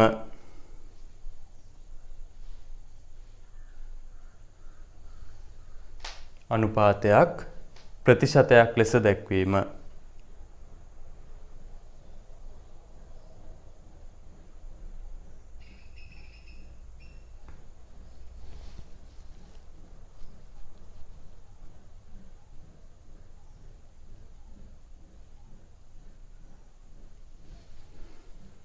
හරි. මේකෙදි මම අනුපාතයක් ගන්නම්. මම මේකෙදි ඔයාලට මේ පොතේ තියෙනට වඩා චුට්ටි ලේසි ක්‍රමයක් කියලා දෙන්නම්. මොකද අපි දැන් භාග සංඛ්‍යාවක් ප්‍රතිශතයක් කරන්න දන්න හින්දා. ඒ වගේම අපි අනුපාත පාඩමේදී ඉගෙනගෙන තියෙනවා. අනුපාතයක් භාගයක් කරන්නත් ඉගෙනගෙන තියෙනවා. එතකොට දැන් අපිට කරන්න තියෙන්නේ මේ අනුපාතයක් භාගයක් කරලා ඒ භාගය ප්‍රතිශතයක් කරන්න. දැන් ඔය වැඩ දෙකම අපි දන්නවනේ. එතකොට දැන් ඔතනදී දන්නේ නැත්නම් දැන් මතක නැත්නම් තියෙන්නේ අනුපාතයක් භාගයක් කරන්නේ කොහොමද කියන එක තමයි. එතකොට අපිට දැන් අපේ අනුමාත්‍රකාව දීලා තියෙන අනුපාතයක් ප්‍රතිශතයක් කරන එක. එහෙනම් අපි කරන්න ඕනේ ඉස්සරෝම මේ දීලා තියෙන අනුපාතයේ භාග සංඛ්‍යාවක් විදියට ලියන එක. ඊට පස්සේ අපිට පුළුවන් ඒක ප්‍රතිශතයක් කරන්න. සරලයි. හරි. එහෙනම් අපි කරන්නේ මොකද්ද? මම උදාහරණ ලියලා අපි මේක යටින් ලියනවා. අපි කරන්නේ මොකද්ද? දීලා තියෙන අනුපාතය භාග සංඛ්‍යාවක් විදියට ලියනවා. ඊළඟට ඒ භාග සංඛ්‍යාව ප්‍රතිශතයක් කරනවා. හරි. එහෙනම් අපි කරලා බලමු. බලන්න පළවෙනි උදාහරණය අපිට දීලා තියෙන අනුපාතය මෙන්න මෙහෙම එකක් දීලා තියෙන්නේ. 69 අනුපාත 100. 69 අනුපාත 100. එහෙනම් මේක අපිට භාග සංඛ්‍යාවක් කරන්න පුළුවන්. මතක තියාගන්න පුතේ ඕනෑම අනුපාතයක් භාග සංඛ්‍යාවක් කරද්දී එයාගේ පළවෙනි සංඛ්‍යාව ලවේ ලියලා දෙවෙනි සංඛ්‍යාව හරයට ලියන්න. පළවෙනි සංඛ්‍යාව ලවයට ලියලා දෙවෙනියට ඉන්න සංඛ්‍යාව හරයට ලියන්න. එහෙනම් අපි 69 අනුපාත 100 කියන කෙනාව භාග සංඛ්‍යාවක් විදියට ලියවා 100න් 69යි කියලා. දැන් අපි දන්නවා ඕනෑම භාග සංඛ්‍යාවක් ප්‍රතිශතයක් කරද්දී 100ට 100න් ගුණ කරන්න ඕන කියලා. එතකොට අපිට උත්තරයක් එනවා 169යි. 169යි කියලා එනවා. පැහැදිලිද? මම මේ කියලා දෙන්නේ ඕනෑම අනුපාතයක් වලට ලේසියෙන්. දන්න දෙයින්මනේ. මොනවද අපි දැනන් හිටියනේ මේක භාගයක් කරන්න. ඊළඟට භාගයක් ප්‍රතිශතයක් කරන්නත් මීට කලින් ඉගෙන ගත්තනේ. එහෙනම් දන්නම දේවල් ටිකක් කරන්න තියෙන්නේ. හරි. දෙවෙනි උදාහරණ අපි බලමු. අපිට දෙවෙනි උදාහරණ දෙනවා මෙන්න මෙහෙම එකක්. 13 අනුපාත 25. එහෙනම් මේකෙදිත් අපි කරන්න ඕන මොකද්ද? 13 ලවයට ලියලා 25 හරයට ලියනවා. හරිනේ. එහෙනම් 13 අනුපාත 25 කියන එක 25න් 13යි කියලා අපිට භාග සංඛ්‍යාවක් වෙනවා. දැන් අපිට පුළුවන් මෙන්න මේ 25න් 13 කියන භාග සංඛ්‍යාව 100ට 100න් ගුණ කරන්න. එතකොට මේක ප්‍රතිශතයක් වෙනවා. හරි. මේ බලන්න 25ට 1යි 100ට 25 ඒවා 4යි. එහෙනම් 4 වරක් 13 අපිට එනවා 52ක් කියලා. එහෙනම් උත්තරේ 152යි. පැහැදිලි නේද? බලන්න තුන්වෙනි උදාහරණය.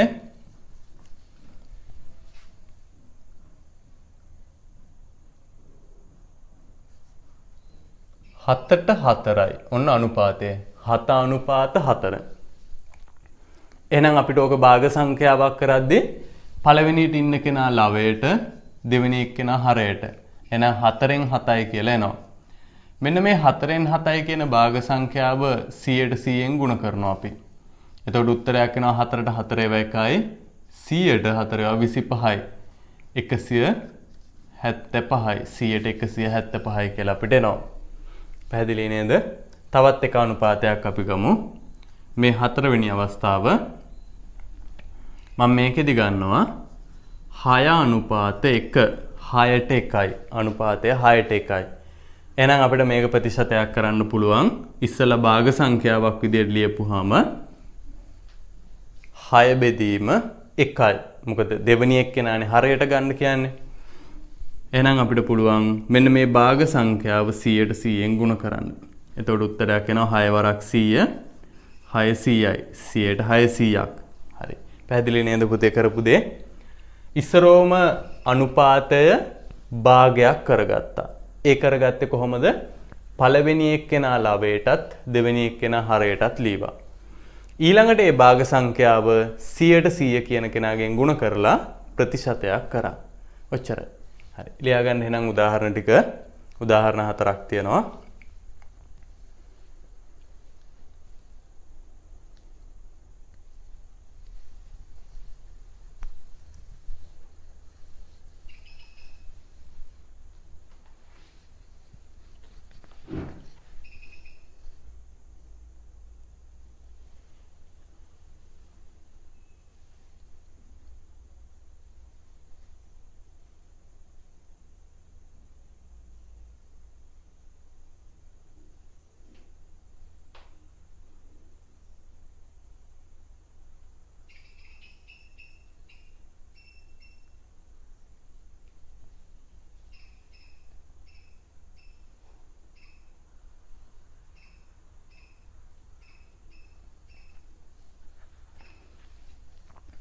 හරි. අපි රතු පාටින් තරුවක් දාලා යටින් ලියමු.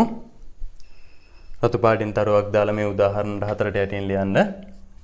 මම මේ ක්‍රියාව මේ කොහොමද මේ අනුපාතයකට අනුරූප ප්‍රතිශතය ගත්තේ කියන එක මම මේ පියවර දෙකකින් කරේ. භාගයක් කරා ප්‍රතිශතයක් කරා. එතකොට ඒක මම මේ දැන් මේ ලියන්න හදන්නේ. ලියන්නේ නම් මෙහෙම.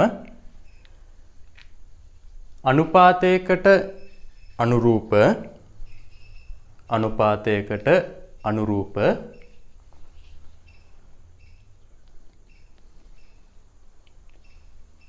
ප්‍රතිශතය ලබා ගැනීම සඳහා අනුපාතයකට අනුරූප ප්‍රතිශතය ලබා ගැනීම සඳහා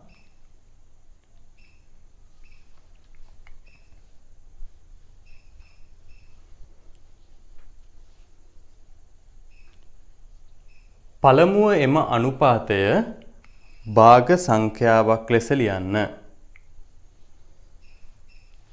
පළමුව එම අනුපාතය භාග සංඛ්‍යාවක් ලෙස ලියන්න.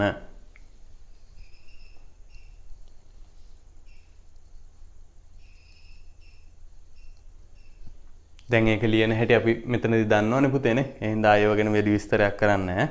ලෙස ලියන්න. ඉන්පසු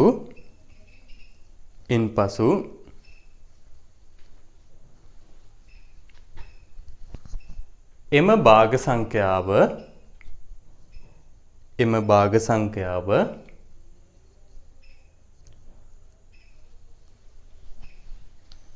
භාග සංඛ්‍යාව 100%න් ගුණ කර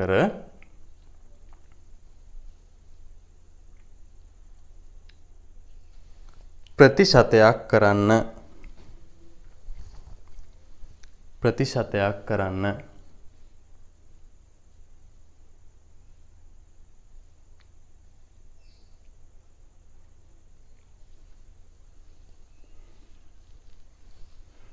හරි පැහැදිලි නේද? එතකොට අපි ඊළඟට කරන්න හදන්නේ මේ ප්‍රතිශතය අනුපාතයක් කරන එක.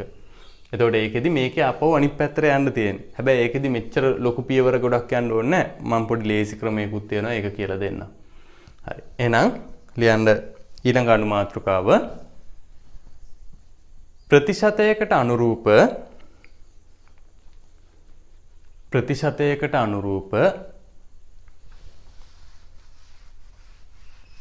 අනුපාතය සෙවීම.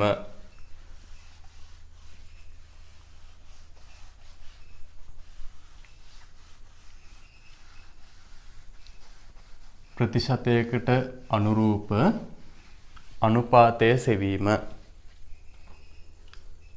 මේ බලන්න පළවෙනි උදාහරණය. අපිට ප්‍රතිශතයක් දීලා තියෙනවා 117යි කියලා. මෙන්න මේ 117යි කියන ප්‍රතිශතයට අනුරූප අනුපාතය තමයි අපි හොයන්න ඕනේ. එහෙමනම් මෙන්න මේ විදිහට මේක මතක තියාගන්න. එතකොට හරි ලේසි. අපිට දීලා තියෙන ප්‍රතිශතයේ තියෙන සංඛ්‍යාව පළවෙනිය විදිහට ලියලා අනුපාත ලකුණක් එක්ක දෙවනියට අනිවාර්යයෙන්ම 100 දාන්න. එහෙනම් මොකද්ද කරන්නේ? අපිට අනුපාතයේ විදිහට දීලා තිබ්බේ 117යි. එහෙනම් 17 කියන කෙනා ප්‍රතිශතයේ විදිහට දීලා තිබ්බේ 117යි. එහෙනම් මේ 17 කියන කෙනාව පළවෙනිය විදිහට ලියලා අනුපාත ලකුණ දාලා දෙවනියට 100 කියන කෙනා ලියන්න. හරි. එහෙනම් 117ට අනුරූප අනුපාතය 17 අනුපාත 100. දෙවෙනි එක්කෙනා බලන්න දෙවෙනි එක්කෙනාගේ මම ගන්නවා 105. 105. එහෙනම් මේ 105 කියන කෙනාව අපිට ලියන්න වෙන්නේ 5 අනුපාත 100. 5 අනුපාත 100. මේ උත්තරෙත් හරි. හැබැයි අපි අනුපාත පාඩමේදී ඉගෙනගෙන තියෙනවා තුල්‍ය අනුපාත කියලා දෙයක්. තුල්‍ය අනුපාත කියලා දෙයක් අපි අනුපාත පාඩමේදී ඉගෙන ගත්තා. එතකොට ඒ පාඩමත් මීට කලින් කරලා තියෙනවා. එහෙනම් තුල්‍ය අනුපාත කියන එකේදී අපි කරේ මොකද්ද? මේ අනුපාතයක තියෙන පද දෙකම එකම සංඛ්‍යාවකින් බෙදන්න පුළුවන් නම් බෙදුවා. දැන් මේකේ 5යි 100යි අනිවාර්යෙන් බෙදන්න පුළුවන් නේ. 5ෙන් බෙදන්න පුළුවන් 100ත් 5ෙන් බෙදන්න පුළුවන්. එහෙනම් අපිට මේ උත්තරේ තියන්නත් පුළුවන්. හැබැයි සරලතම අනුපාතය ගද්දී අපිට පුළුවන් මේ සංඛ්‍යා දෙකම 5ෙන් බෙදන්න. බලන්න. 5ත් 5ෙන් බෙදුවා 100ත් බෙදුවා. එතකොට අපිට උත්තරයක් එනවා 1 අනුපාත 20 කියලා. අන්න 5 අනුපාත 100 කියන කෙනාට තුල්‍ය වෙච්ච සරලතම අනුපාතය ගත්තා. ඊළඟට තුන්වෙනි එක බලන්න අපිට දීලා තියෙන ප්‍රතිශතය තමයි 140. 140යි කියලා දීලා තියෙනවා. එහෙනම් මේක අනුපාතයක් කරන්න පුළුවන් 40 අනුපාත 100 කියලා ලියන්න පුළුවන්. සංඛ්‍යාව ලියවා දෙවෙනියට 100 ලියවා. දැන් අපිට මේක ඕනනම් උත්තරයක් විදියට තියන්න පුළුවන්. හැබැයි මේකෙදිත් මේ 40යි 100යි කියන සංඛ්‍යා දෙකම බෙදෙනවානේ. අපිට පේනවානේ දැන් බෙදෙනවා කියලා. ඕනනම් අපිට බිංදු දෙක කපලා දාලා දෙකෙන් බෙදලා ගන්නත් පුළුවන්. හැබැයි අපි දන්නවා 20ෙන් බෙදනවා කියලානේ. එහෙනම් අපිට එකපාර ඔහොම 20ෙන් බෙදලා ගමුකෝ අපි. මේ බලන්න. එහෙනම් 40 20ෙන් බෙදුනහම 2යි 100 20ෙන් බෙදුනහම 5යි. ඔන්න 2 අනුපාත 5යි කියලා අපිට ඒකේ උත්තරය ආවා. මේ තමයි අපේ 4 වෙනි උදාහරණය. මම මේකෙදි ගන්නවා 100ට 150යි. 100ට 150යි ප්‍රතිශතය. මේක එහෙනම් අපිට ලියන්න පුළුවන් 150 අනුපාත 100. මෙතන කවුරු හිටියත් දෙවෙනි එක්කෙනා අපි ලියන්නේ 100 කියලා නේ. දෙවෙනි එක්කෙනා අපි ලියන්නේ 100 කියලා. එහෙනම් අපිට මේ උත්තරේ මෙහෙම තියන්නත් පුළුවන්. හැබැයි ඉතින් අපි දන්නවනේ 150යි 100යි දෙන්නම 50ෙන් බෙදන්න පුළුවන් කියලා. එහෙනම් ඔන්න අපි 50ෙන් බෙදනවා. එතකොට 150 50ෙන් බෙදුනහම 3යි 100 50ෙන් බෙදුනහම 2යි. ඇත්තටම ඉතින් 150 අනුපාත 100 කියනට වඩා 3 අනුපාත 2 කියන එක සරලයිනේ නේද? ඔන්න සරලතම විදිහටත් තිබ්බා. බලන්න පස්වෙනි උදාහරණේ මම ඔන්න ටිකක් වෙනස් එක්කෙනෙක් ගන්නවා. දැන් මේ ගත්ත ඔක්කොගේම ප්‍රතිශතය තිබ්බේ පූර්ණ සංඛ්‍යානේ. දශම සංඛ්‍යාවක් આવොත් මොකද වෙන්නේ කියලා අපි බලමු. එහෙනම් මම ගන්නවා 100ට 2.5යි. 100ට 2.5යි. දැන් මේක අපි මෙහෙම කරමු. 100ට 2.3යි කියලා ගමු. 100ට 2.3යි. එහෙනම් මේකෙදිත් අපිට අනුපාතය ලියද්දී 2.3 අනුපාත 100.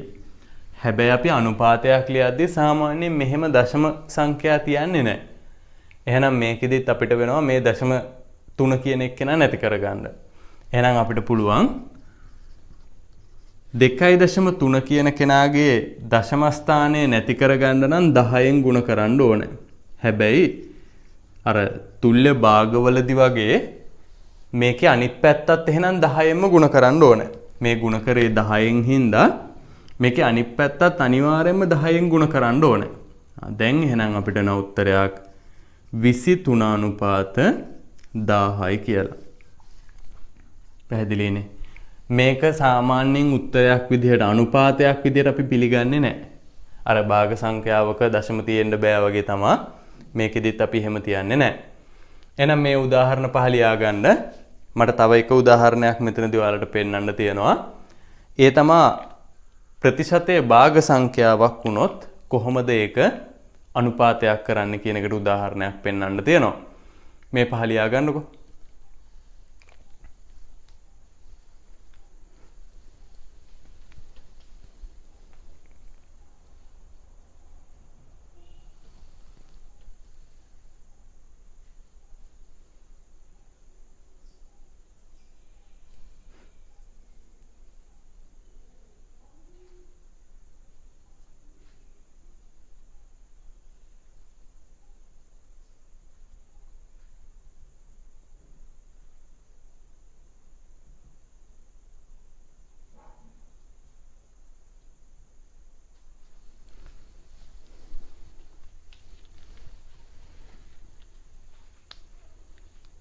මම එහෙනම් ඊළඟ උදාහරණෙ මෙතෙන් දාන්නම්.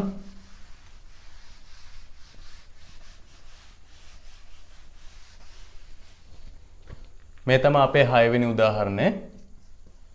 මේකෙදි මම ගන්නවා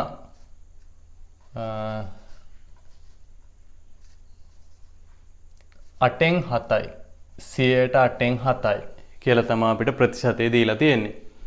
එහෙනම් මේකෙදිත් අපි කරන්නේ ප්‍රතිශතය කියන කෙනා මුලින් තියාගෙන 8න් 7 අනුපාත 100 කියලා දාන එක. දැන් එතකොට මෙන්න මෙතන වගේම ප්‍රශ්නයක් තියෙන්නේ. මෙයා භාග සංඛ්‍යාවක්. හැබැයි අපි සාමාන්‍යයෙන් මේ අනුපාතයක් ලියද්දි දශම සංඛ්‍යා තියන්නේ නැහැ වගේම අනුපාතයක් ලියද්දි භාග සංඛ්‍යා තියන්නේත් නැහැ. එහෙනම් දැන් අපිට වෙනවා මේක මෙන්න මේ භාග සංඛ්‍යාවේ හරය නැති කරගන්න. එතකොට හිතන්න 8න් 7 කියන සංඛ්‍යාව 8න් 7 කියන සංඛ්‍යාව 8න් ගුණ කරොත් මොනවා වේද? මේ 8ට මෙයා කැපිලා ගිහින් උත්තරේ 7යි කියලා එයිනේ. එහෙනම් අපිට පුළුවන් මෙන්න මේ භාග සංඛ්‍යාව පූර්ණ සංඛ්‍යාවක් කරගන්න නම් මේක 8න් ගුණ කරන්න. එතකොට පුතේ අනුපාතයක අනිත් පදයට අපිට මෙන්න මෙතනදී දෙන්නම 10න් ගුණ කරා වගේ 8න් ගුණ කරන්න වෙනවා. දැන් බලන්න 8ට 8 ඒවා 1යි 8ට 8 ඒවා 1යි එක් වරක් 7 7යි. අන්න පූර්ණ සංඛ්‍යාවක් වුණා. සිය වරක් 8 800යි. එහෙනම් ඔන්න 8න් 7යි කියන 100ට 8න් 7යි කියන ප්‍රතිශතය අපි අනුපාතයක් විදිහට ලියපුවාම 7 අනුපාත 800 කියලා ආවා. තව එක උදාහරණයක් මම පෙන්නන්නම්. මෙතන මිශ්‍ර සංඛ්‍යාවකුත් අරගෙන මේ බලන්න අපිට දීලා තියෙනවා 5යි 2න් 1 5යි 2න් 1. එහෙනම් 100ට 5යි 2න් 1 කියන ප්‍රතිශතය අපි අනුපාතයක් විදිහට ලියද්දී අපිට ලියන්න පුළුවන් 5යි 2න් 1 අනුපාත 100. හැබැයි මෙයා මේ විදිහට තියාගෙන බෑ. එහෙනම් අපි ඉස්සෙල්ලා මෙයාව විෂම භාගයක් කරනවා. 2 වරක් 5 10යි 1යි 11යි. දැන් ආයෙත් මෙහෙම තියාගෙන බෑ. එහෙනම් මෙයාගේ මෙන්න මේ හරයේ තියෙන දෙකේ ඉලක්කම අයින් කරන්න අපිට මේක දෙකෙන් ගුණ කරන්න වෙනවා. එතකොට අනුපාතයක එක පදයක් විතරක් දෙකෙන් ගුණ කරලා බැරි හින්දා මෙයාවත් දෙකෙන් ගුණ කරන්න වෙනවා. දැන් අපිට එනවා මේ දෙන්න කැපිලා ගිහින් මෙතන උත්තරයක් 11යි කියලා. 11 අනුපාත 100 වරක් 2 200යි. හරි. ලියා ගන්න මේ උදාහරණ ටිකත්.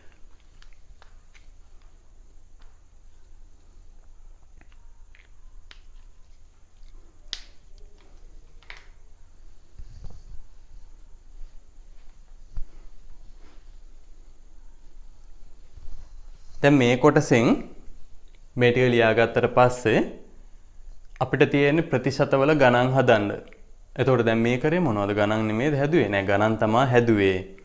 හැබැයි අපිට මේ ටික අපි සලකනවා ප්‍රතිශතවල මූලික ටික කියලා. එතකොට ප්‍රතිශතයක් කියන්නේ මොකක්ද කියන එක අඳුරගත්තා.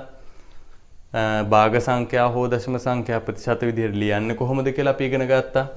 ඒ වගේ මේකේ අනිත් පැත්ත ඉගෙන ගත්තා. ප්‍රතිශතයක් භාගයක් කරන්නේ කොහොමද කියන එක. ඊළඟට අනුපාතයක් සහ ප්‍රතිශතයක් අතර තියෙන සම්බන්ධතාවය ඉගෙන ගත්තා. දැන් අපිට තියෙනවා ප්‍රතිශත පාඩමෙන් ආකාර 3කට හම්බෙන ගණන් හදලා බලන්න. එතකොට මේ ආකාර 3 ගැන මම පොතේ තියෙන අනුමාත්‍රිකාවන් දෙන්නේ නැතුව මම හදාගත්ත අනුමාත්‍රිකා ටිකක් තියෙනවා. එහෙම දුන්නාම ඔයාලට මේක ලේසි වෙයි කියලා මම හිතනවා. එහෙනම් අපි ඒ ටික අරගෙන ඊළඟට ප්‍රතිශත වලින් මේ ගණන් ටික හදලා බලමු.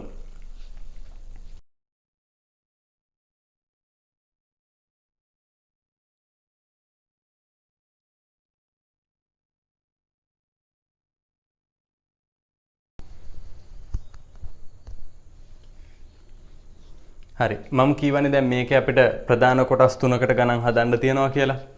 එතකොට මම ඒකට වෙනම අනුමාත්‍රිකා ටිකකුත් දෙන්නම් කියවනේ. එහෙනම් අපි ඒ විදිහට මේක හදලා බලමු. දැන් මේ පොතේ තියෙන්නේ මේකම තමයි. හැබැයි අනුමාත්‍රිකාවන් තියෙන ඒවා හැම අපිට චුට්ටක් පැහැදිලි මදි. ඒ හින්දා මම මේ වෙනම අනුමාත්‍රිකා ටිකක් දෙන්නේ. ලියන්න එහෙනම් පොතේ මෙන්න මෙහෙම අනුමාත්‍රිකාවක්. මුළු ප්‍රමාණය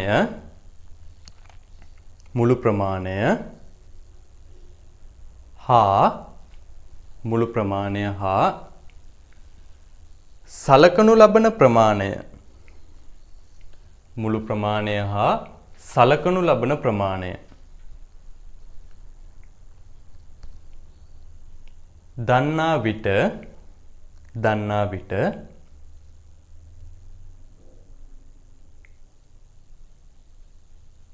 සලකනු ලබන ප්‍රමාණයේ ප්‍රතිශතය සෙවීම. සලකනු ලබන ප්‍රමාණයේ ප්‍රතිශතය සෙවීම.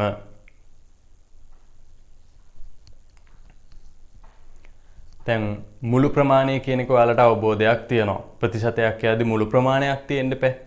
සලකනු ලබන ප්‍රමාණය කියන්නේ මොකද්ද?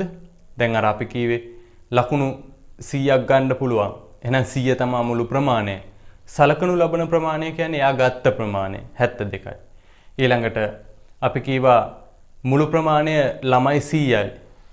සලකනු ලබන ප්‍රමාණය ගැහැණු ළමුන් තමයි අපි සැලකුවේ 45යි. පැහැදිලි නේද? ඒ වගේ අපිට කියනවා මෙහෙම එකක්. අම්මා රුපියල් 100ක් අතට දීලා කියනවා ඔයා කඩේ ගිහින් ඕකෙන් 125ක් ගන්න කියලා. 125ක ටොපි ගන්න කියලා කියනවා.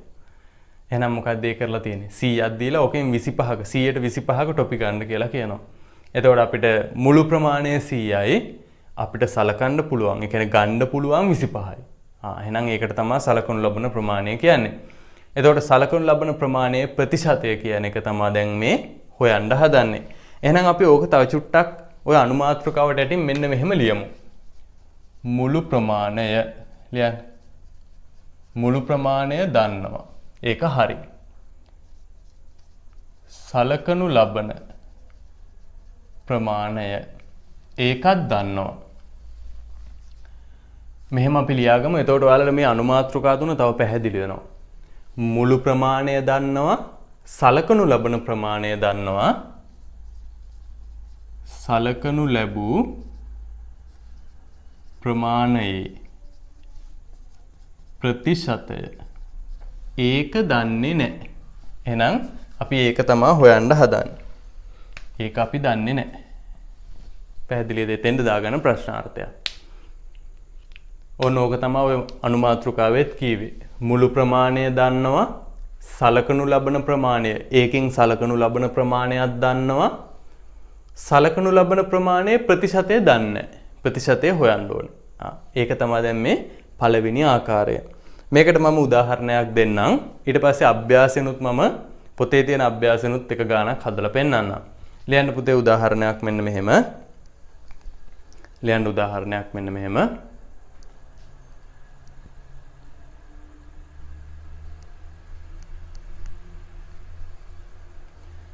ගඩොල් ගෙඩි 1200ක් පැට වූ ගඩොල් ගෙඩි 1000ක් කියලා ගමු. ගඩොල් ගෙඩි 1000ක් පැට වූ 1000ක් ගන්න පුතේ. ගඩොල් ගෙඩි 1000ක් පැට වූ ලොරියකින්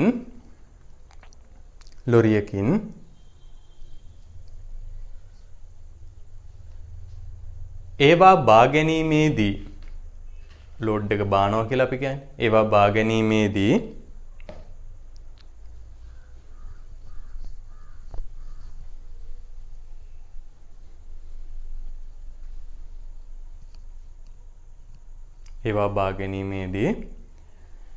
ගඩොල් ගෙඩි 60ක් කුඩු වූයේ නම් ගඩොල් ගෙඩි 60ක් කුඩු වූයේ නම්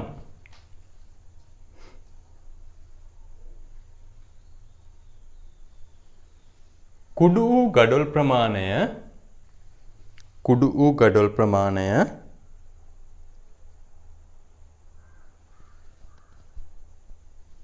ප්‍රතිශතයක් ලෙස දක්වන්න.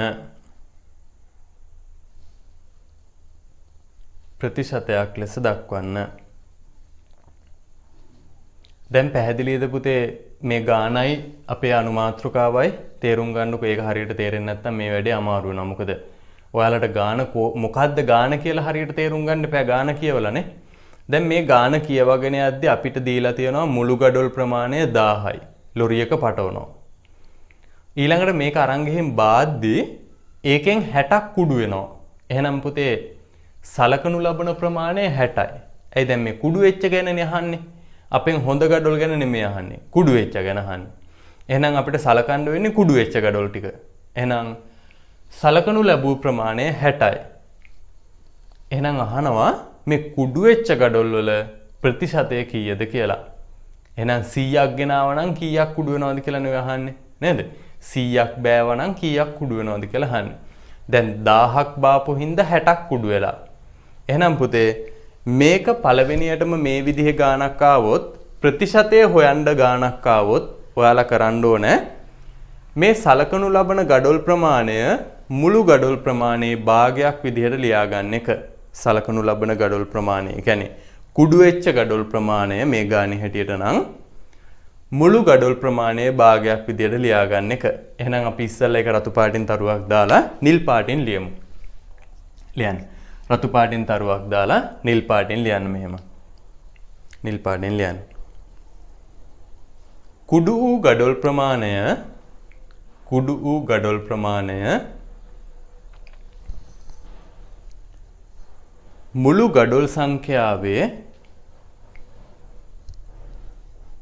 මුළු ගඩොල් සංඛ්‍යාවේ භාගයක් ලෙස ලියන්න. මුළු ගඩොල් සංඛ්‍යාවෙන් භාගයක් ලෙස ලියන්න.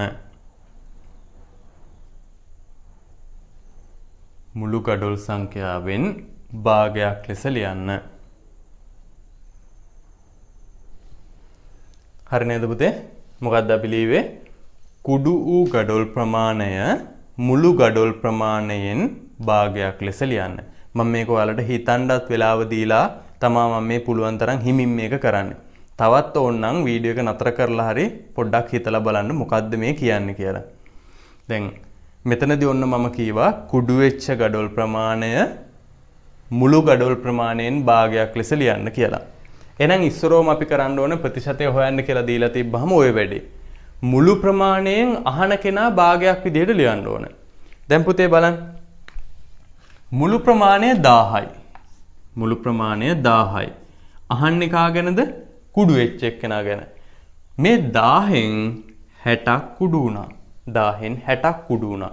එහෙනම් ඔන්න අපි ලියලා තියෙනවා මුළු ප්‍රමාණයෙන් අර සලකනු ලබන්නේ අපි කුඩු වෙච්ච ගඩොල්නේ. කුඩු වෙච්ච ගඩොල් ප්‍රමාණය භාගයක් විදිහට. එහෙනම් 1000න් 60ක් කුඩු වුණා. ඔන්න භාගයක් විදිහට ලියවා.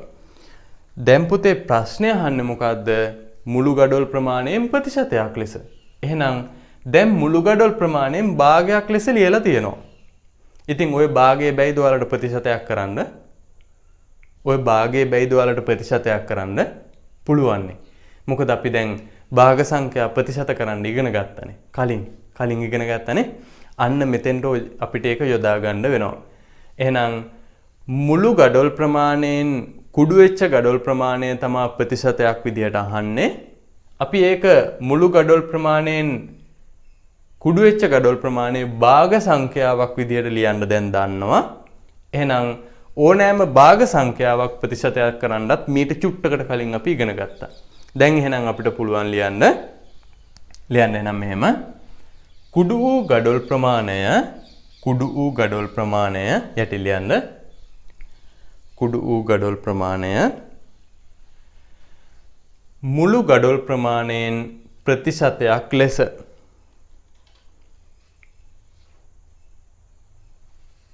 මුළු ගඩොල් ප්‍රමාණයෙන් ප්‍රතිශතයක් ලෙස. හරි. එහෙනම් ඔන්න දැන් මම ඒක හදනවා. 1000න් 60ක් කුඩු වුණා.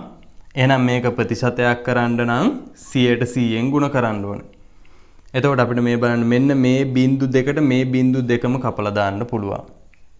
මේ බිංදුවට මෙයා කපලා දාන්න පුළුවන්. එහෙනම් අපිට උත්තරයක් එනවා 100%ක් කුඩු වුණා කියලා. එහෙනම් මේ ගඩොල් ගොඩ 1000ක් ගෙනාපු ඉඳ 60ක් කුඩු වුණා නම් 100ක් ගෙනාවා නම් 6ක් කුඩු වෙනවා. ඕකනේ පුතේ ප්‍රතිශතය කියන්නේ. ප්‍රතිශතයේදී අපි සලකන්නේ මුළු ප්‍රමාණය 100යි කියලානේ. හරිනේ. 100ක් ගෙනාවොත් 6ක් කුඩු වෙනවා. ඔන්න අපි එහෙනම් කුඩු වෙච්ච ගඩොල් ප්‍රමාණය ප්‍රතිශතයක් විදිහට දැක්කුවා. ලියා ගන්නකොක.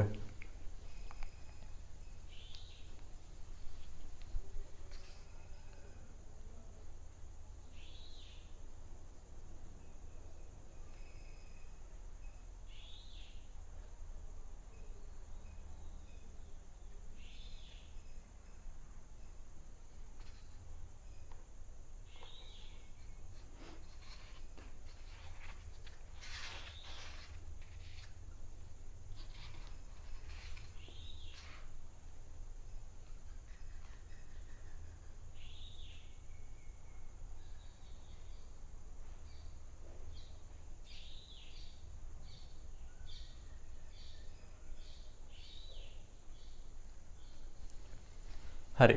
දැන් මේකට අදාළවම මේ විදිහට මේ ක්‍රමයට අදාළවම මේ ප්‍රතිශතය හොයන්න දීලා තියෙන ගණන් තියෙන අභ්‍යාසය තමයි 18 අභ්‍යාසය.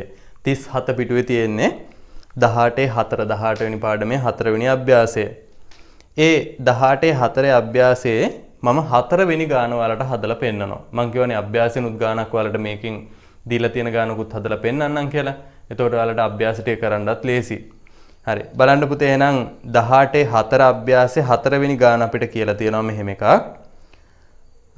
දුලන්සා අලුත් අවුරුද්දට දැල්වීම සඳහා මිලදීගත් රතිඤ්ඤා 25ක තොගයකින් 5ක් පුපුරා නොගියේ නම්. එහෙනම් මේ කියන ළමයා අලුත් අවුරුද්දට දාන්න රතිඤ්ඤා කරල් 25ක් අරන් තියනවා. මුළු ප්‍රමාණය නේ පුතේ 25යි දන්නවා. ඒකෙන් 5ක් පුපුරලා ගියේ නෑලු. අන්න සලකනු ලබන ප්‍රමාණය පුපුරා නොගිය ප්‍රමාණය 5යි. එකක් දන්නවා අපි. හැබැයි අපිට සලකන්න කියලා කියන්නේ පුපුරා ගිය රචින්නා ප්‍රමාණය. එතකොට 5ක් පුපුරා නොගියේ නම් පුපුරා ගිය රතිඤ්ඤා ප්‍රමාණය මුළු රතිඤ්ඤා ප්‍රමාණයේ ප්‍රතිශතයක් ලෙස දක්වන්න කියනවා. බලන්න පුතේ දැන් මෙතනදී අර මම මුලින් කිව්වා වගේ 100ක් ආසාදනය වුණොත් 5 දෙනෙක් මැරෙනවා නම් 95 දෙනෙක් ගෙදර යනවා කියවනේ. ආන් ඒ වගේ එකක් අහලා තියෙන්නේ. 25ක් ගෙනල්ලා 5ක් පත්තු වෙන්නේ නැත්තම් පත්තු වෙනවනේ 20ක්. අන්නේ 20 තමයි සලකන්න කියන්නේ. ඒ 20 තමයි සලකන්න කියන්නේ. පැහැදිලි නේද? හරි. එහෙමනම් සලකන ප්‍රමාණය 20යි ඈ. තේරුම් ගන්න ඕන මෙතන. දැන් රචින්න ප්‍රමාණයෙන් 5ක් පුපුරා නොගියට අහන්නේ පුපුරන ගිය කට්ටිය ගැන. පුපුරපු කට්ටිය ගැන. එහෙනම් පුපුරපු කට්ටිය 20යිනේ පුතේ. ඒතකොට 20 තමයි සලකන්න වෙන්නේ. හරි. එහෙනම් අපි ඉස්සෙල්ලා ලියමු. මේ ගාන දැන් ඔයාලා ඔතනම ගාන හදාගන්න. ඒක මෙහෙම හදාගන්නකො. 18 4 අභ්‍යාසයේ 4 වෙනි ගාන කියලා දාලාම හදාගන්න. එතකොට හරිනේ. 18 4 අභ්‍යාසයේ 4 වෙනි ගාන. නැත්තම් පස්සේ පොත පෙරලලා බලද්දි මේ ගාන කොහෙන්ද ආවේ කියලා දන්නේ නැහනේ. එතකොට ඔහම හදාගන්න. එතකොට පැහැදිලි. 18 4 අභ්‍යාසයේ 4 වෙනි ගාන. ලියන්න මෙහෙම. පුපුරා ගිය රතිඤ්ඤා ප්‍රමාණය. පුපුරා ගිය රතිඤ්ඤා ප්‍රමාණය. අහන්නේ යා ගැනනේ. එයා ගැන තමයි අහන්නේ. එහෙනම් පුපුරා ගිය රතිඤ්ඤා ප්‍රමාණය සමානයි මම වචනෙන් ලියන්නේ නැහැ පුතේ මේක ඔයාලා ලියන්න පුපුරා ගිය රතිඤ්ඤා ප්‍රමාණය කියලා සමානයි 25ක් ගෙනල්ලා 5ක් පිපුරුවේ නැත්තම් 20ක් පුපුරනවා. ඔන්න පුපුරා ගිය රතිඤ්ඤා ප්‍රමාණය 20යි. දැන් එහෙනම් අපි ඉස්සරවම කරේ මොකද්ද පුතේ මේ මුළු ප්‍රමාණයෙන් සලකනු ලබන ප්‍රමාණය භාගයක් විදිහට ලියපු එකනේ. එහෙනම් දැන් අපි ලියන්න ඕනේ මුළු රතිඤ්ඤා ප්‍රමාණයෙන් පුපුරා ගිය රතිඤ්ඤා ප්‍රමාණය. හරි. යටින් ලියන්න එහෙනම් මෙහෙම මුළු රතිඤ්ඤා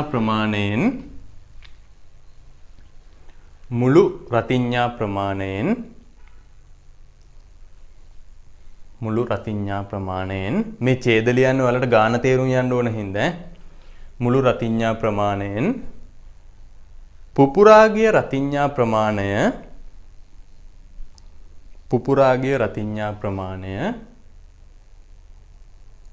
භාග සංඛ්‍යාවක්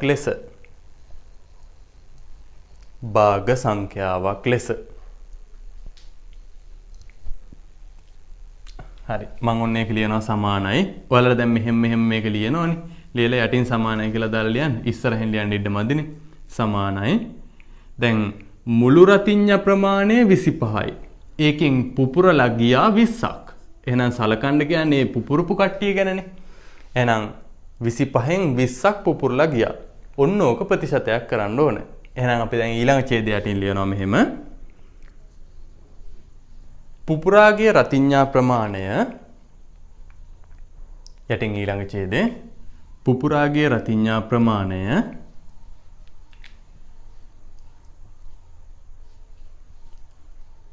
මුළු රතිඤ්ඤා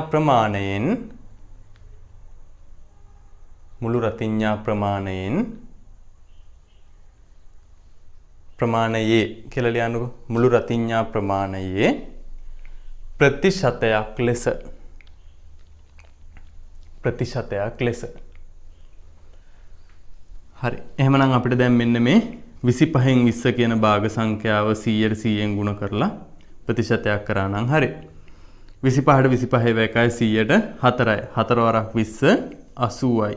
එහෙනම් පුතේ මෙයා රතිඤ්ඤා 25ක් ගෙනාවු හින්දා 20ක් පිපුරුවා නම් 100ක් ගෙනාවා නම් 80ක් පුපුරනවා. ඔන්න අපි ප්‍රතිශතය හෙව්වා. 185 80යි. 180ක් කියලා පුපුරා ගිය ප්‍රතිශතය හෙව්වා. එහෙනම් පුතේ පුපුරා නොගිය ප්‍රතිශතයත් මට ඔහොම හිතලා කියන්නකෝ. හිතන්නකෝ යාලා. පුපුරා නොගිය රතිඤ්ඤා ප්‍රමාණයේ ප්‍රතිශතය 80ක් පුපුරවා නම් තව 20ක් නේද? 20ක් පුපුරා නොගිය ප්‍රතිශතය වෙනවා. හරි. එහෙනම් ඔන්න ඔය විදිහට අපි අර පළවෙනි අනුමාත්‍රකාව යටතේ ගණන් දෙකක් හැදුවා. දැන් ඊළඟ අනුමාත්‍රකාව ලියන්න ඕනේ. ලියන්නකෝ එහෙනම් ඊළඟ අනුමාත්‍රකාව මෙහෙම මේකේ උත්තරේ ලියාගෙන වීඩියෝ එක නතර කරලා හරි ලියාගෙන ලියන්න ඊළඟ අනුමාත්‍රකාව.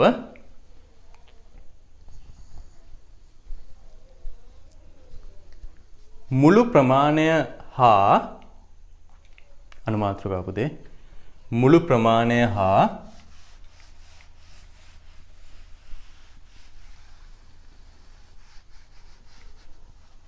සලකනු ලබන ප්‍රමාණයේ මුළු ප්‍රමාණය හා සලකනු ලබන ප්‍රමාණයේ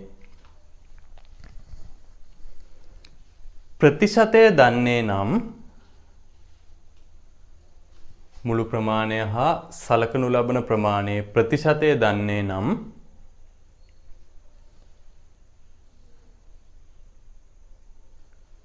සලකනු ලැබූ ප්‍රමාණය සෙවීම සලකනු ලැබූ ප්‍රමාණය සෙවීම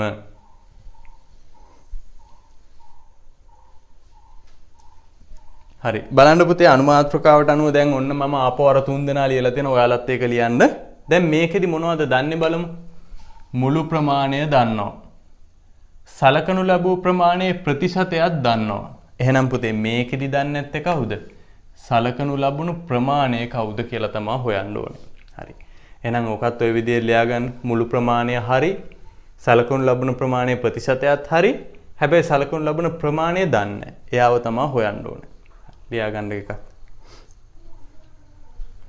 දැන් කලින් අනුමාත්‍රකාවේදී මේ දෙන්න දැනන් හිටියා මෙයාව හෙව්වා දැන් මේ දෙන්න දන්නවා මෙයාව හොයනවා බලන්නකෝ දැන් ඔයාලට තේරෙනව නේද මොකද්ද මේ කරන වැඩේ කියලා මේක ලියාගන්නකෝ මේ විදිහට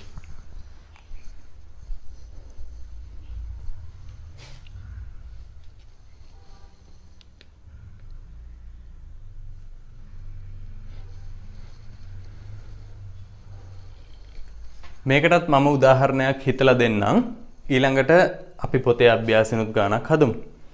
එහෙනම් මම හිතලා දෙන උදාහරණ ලියා ගන්න පුතේ මෙන්න මෙහෙම ලියා ගන්නකෝ උදාහරණය.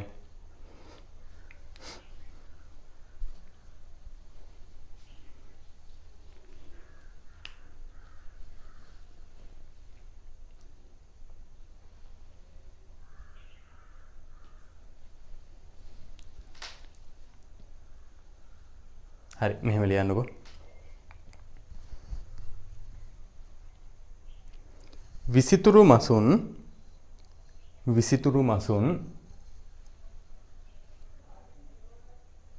50ක් සිටින ටැංකියකින් විසිතුරු මසුන් 50ක් සිටින ටැංකියකින්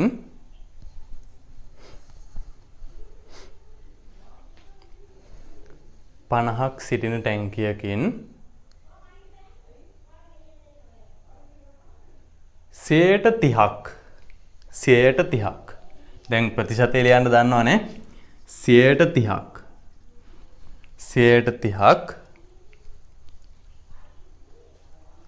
තනි කළු මසුන් වේ නම්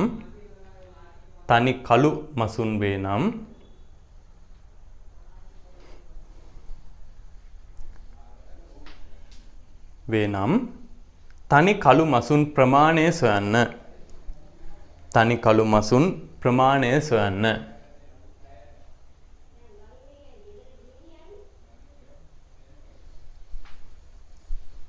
හරි උදාහරණ තේරුම් ගන්න පුතේ දැන් මේ බලන්න මුළු ප්‍රමාණය 50යි කියලා දන්නවා මාළු ටැංකියේ මුළු ප්‍රමාණය 50යි මං ඉස්සරහින් ලියන්නේ මුළු ප්‍රමාණය 50යි එතකොට මේකෙදි සලකන්නේ කවුද මේ මාළු ටැංකියේ ඉන්න තනි කළු මාළු තමයි අපි සලකන්නේ ඒ තනි කළු මාළුන්ගේ ප්‍රතිශතය දීලා තියෙනවා 30යි කියලා.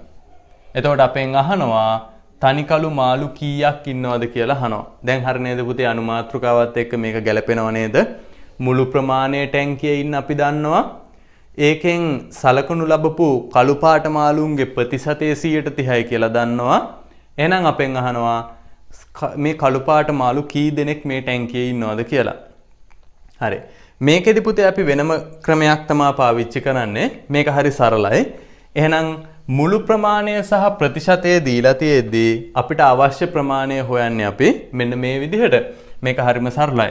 මේ දීලා තියෙන මුළු ප්‍රමාණය ඔයාලා ගුණ කරන්න ඕන මේ 130 කියන ප්‍රතිශතයෙන්. මුළු ප්‍රමාණය අපි ගුණ කරන්න ඕන 130 කියන ප්‍රතිශතයෙන්. එතකොට අපිට හම්බ වෙනවා කළු පාට මාළුන් ගණන. එහෙනම් යටින් ලියන්න මෙහෙම පොඩි ඡේදයක්. යටින් ලියන්න ටැංකියේ ඇති තනි කළු මාළු ප්‍රමාණය. ටැංකියේ ඇති තනි කළු මාළු ප්‍රමාණය. නැත්තම් මාළු ගණන. එහෙම හරි ලියන්න. ටැංකියේ ඇති තනි කළු මාළු ගණන සමානයි කොහොමද පුතේ ගන්නෙ? මුළු ප්‍රමාණය අපි ගුණ කරන්න ඕනේ. මෙතනදී ක්‍රමයේ වෙනස් නේ. මුළු ප්‍රමාණය අපි ගුණ කරන්න ඕනේ මේ ප්‍රතිශතයෙන්. කළු පාට මාළුන්ගේ ප්‍රතිශතය 130යි. එහෙනම් 130න් ගුණ කරන්න ඕනේ. බැරි වෙලාවත් පුතේ කළු පාට නොවන මාළු ප්‍රමාණය අහලා තිබ්බනම් අපි කීයෙන්ද ගුණ කරන්නේ? ඒකත් මෙතනදිම හිතන්න. ඔන්න ඔයාලා හිතන්න දැන්. හිතන්න පුතේ මෙහෙම. තනි කළු මාළු තමා 130ක් ඉන්නේ. අහන්නේ තනි කළු මාළු ප්‍රමාණය. හැබැයි මම අහනවා තනි කළු නොවන මාළු ප්‍රමාණය. එහෙනම් පුතේ මේක 130න් ගුණ කරලා හරියයිද? නෑ නේද? මොකද අහන්නේ තනි කළු නොවන එක නම් 130න් ගුණ කරලා හරියන්නේ නැහැ. පටල ගන්න එපා පුතේ මේ ගාන. එහෙනම් අපි ගුණ කරන්න ඕන කීයෙන්ද? 70න්. ඇයි? 130ක් තනි කළු වෙද්දී 170ක් ඉතිරි පාටවල්නේ. නේද? එහෙනම් ඉතිරි පාටවල වල ප්‍රමාණය හොයන්න කිව්වා නම් අපි ගුණ කරන්න ඕන 70න්. 170න්. හැබැයි පුතේ මේ ගානේදී අපෙන් අහන්නේ තනි කළු මාළු ප්‍රමාණය. එහෙනම් අපිට ගුණ කරන්න වෙන්නේ 130න්මයි. එතකොට මේක ගුණ කරද්දී මෙන්න මේ ප්‍රතිශතයේ භාග සංඛ්‍යාවක් විදියට ලියා ගන්න ඕනේ. ඒකත් කලින් කරා. ප්‍රතිශතයක් භාග සංඛ්‍යාවක් කරන හැටි කලින් කරා. කොහොමද? මෙයාව ලවේ තියාගෙන 100 දානවා හරයට. එහෙම නැත්නම් 100න් බෙදුවා කියන එකනේ ඔය කරන්නේ නේ. ඕනෑම ප්‍රතිශතයක් භාග සංඛ්‍යාවක් කරන්න අපි 100න් බෙදුවා. දැන් අපිට එනවා 50ට 50 ඒවා 1යි 100ට 50 ඒවා 2යි. එතකොට 30 බෙදීම 2 කියන්නේ උත්තර එනවා 15යි කියලා. එතකොට පුතේ මේ ටැංකියේ තනි කළු මාළු ඉඳලා තියෙන්නේ 15යි. හරි නේද? තනි කළු එවුන් ඉඳලා තියෙනවා 15ක්. ඔක්කොම 50ක් හිටියා. 100ක් හිටියා නම් 30ක්. දැන් මේක ආපහු වෙන විදිහකට මම ඔයාලට හිතන්න පුරුදු කරන්න. මේකනේ පුතේ ගාන හදන ක්‍රමේ. හැබැයි මම ඔයාලට කියවනේ මේක හිතන්න ඕනේ අපි කියලා. මේ හදන ක්‍රමේ. ඒක හරි. හැබැයි හිතලත් උත්තරයක් නිකම්ම ඕනනම් කියන්නත් පුළුවන්. ඒ කොහොමද? බලන්නකො පුතේ මෙතන 130ක් කියන කට්ටිය කළුයි නම් අපිට කියන්නේ 130ක් කළුයි කියලානේ. එහෙනම් ඒකෙන් අදහස් වෙන්නේ 100ක් හිටියොත් 30ක් කළුයි කියන එක. ඇයි? 130යි කියපුවම මුළු ප්‍රමාණය 100යිනේ පුතේ. එහෙනම් 130ක් කළුයි කියන එකෙන් අදහස් වෙන්නේ මාළු ඔක්කොම 100ක් හිටියොත් 30ක් කළුයි කියන එක. එහෙනම් පුතේ 50ක් හිටියොත් 15යිනේ. නේ? 100න් භාගයයිනේ 50 කියන්නේ. එහෙනම් 30නුත් භාගයක් වෙන්න බෑ 15යිනේ. හරි නේද අපිට උත්තරය ආපු එක? හරි. ලියා ගන්න එහෙනම් උදාහරණය.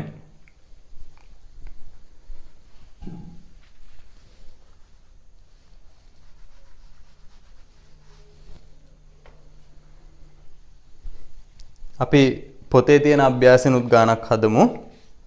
ඒකට මම 18 5 අභ්‍යාසෙන් ගානක් තෝරගන්න. මේක ලියා ගන්නකො එතක.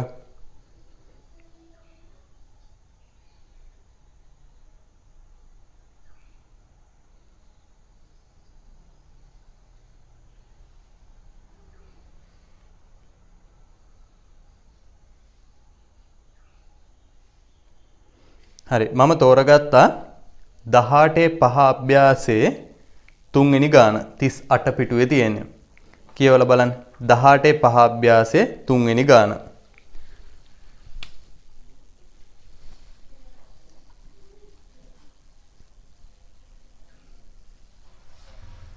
දහටේ පහ අභ්‍යාසයේ 3 වෙනි ගාන තමයි මම හදන්නේ.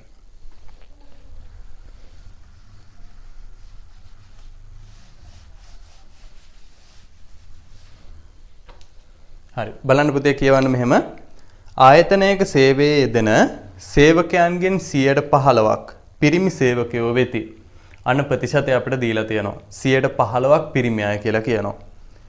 ආයතනයේ සේවය කරන මුළු සේවකයන් ගණන 800ක් නම් පිරිමි සේවකයන් ගණන කීයද කියලා අහනවා. මුළු සේවකයෝ ප්‍රමාණය දීලා තියෙනවා 800ක් කියලා. සලකනු ලබන්නේ පිරිමි අයව. පිරිමි අය දීලා තියෙනවා 15%යි කියලා. එහෙනම් පිරිමි කීයද කියලා අහනවා අපි. පිරිමි සේවකයෝ කීයක් මේකේ වැඩ කරනවද කියලා අහනවා. හරි. ලියන්න එහෙනම් පිරිමි සේවකයන් ගණන. ලියන්න. තුන්වෙනි ගාන අපි කෙලින්ම ලියමු පිරිමි සේවකයන් ගණන. සමානයි කොහොමද අපි හොයන්නේ? මුළු ප්‍රමාණය 800යි පිරිමි සේවකයන්ගේ ප්‍රතිශතය 15%යි. එහෙනම් අපිට මේක 15%ෙන් ගුණ කරන්න තියෙන්නේ. පැහැදිලි නේද? මුළු ප්‍රමාණය ප්‍රතිශතයෙන් ගුණ කරපුවාම ඒ ප්‍රතිශතයට අදාළ ප්‍රමාණය අපිට එනවා. එතකොට 15%යි කියන්නේ පිරිමි. පිරිමි තමයි 15%ක් ඉන්නේ. එහෙනම් මුළු ප්‍රමාණය කියන 800 15%ෙන් ගුණ කරපුවාම අපිට එනවා ඇත්තටම ඉන්න පිරිමි ගාන. පිරිමි කීයක් ඉන්නවද කියලා එනවා. පිරිමින්ගේ ගණන එනවා. මේක මොකද්ද? පිරිමින්ගේ ප්‍රතිශතය. පුතේ පටල ගන්න නම් එපා. මේක පිරිමින්ගේ ප්‍රතිශතය. ඒකෙන් අදහස් වෙන්නේ මොකද්ද?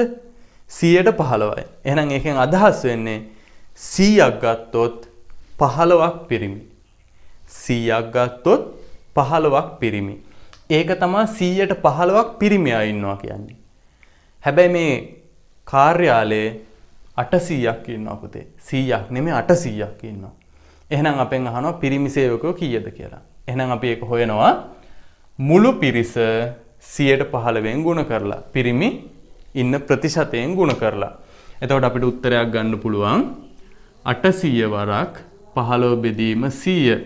ඔන්න අපිට එනවා 8 වරක් 5 40යි 4ක් ඉතුරුයි 8 වරක් 1 8යි 120යි කියලා එනවා.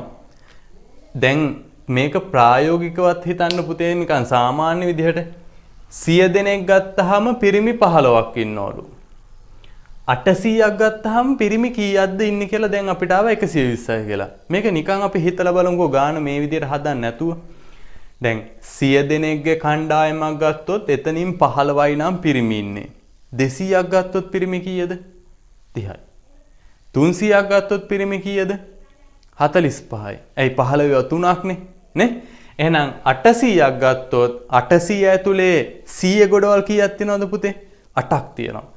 අපි මේ සේවකයෝ 800 දෙනා 100 ගොඩවල් වලට ගොඩ ගැහුවොත් 100 ගොඩවල් 8ක් තියෙනවා. මේ හැම 100 ගොඩකම 15 දෙනෙක් පිරිමි. එහෙනම් අපිට 8 වරක් 15 බේම් බලන්න ගානෙත් ඇවිල්ලා තියෙන හැටි 8 වරක් 15 120යි. මේ කාර්යාලයේ පිරිමි සේවකයෝ 120ක් ඉන්නවා. හරි. හදාගමු අපි ගාන ඊළඟ අනුමාත්‍රකාවට යන්න තියෙනවා.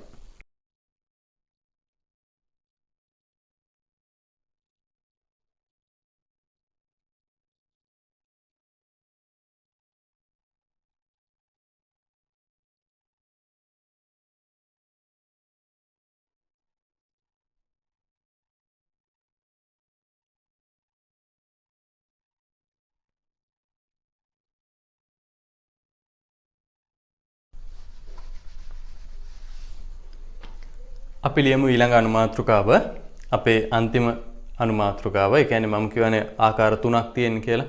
දැන් අපි දෙකක් ඉගෙන ගත්තා. දැන් තුන්වෙනි ආකාරය ලියන්න මෙන්න මෙහෙම.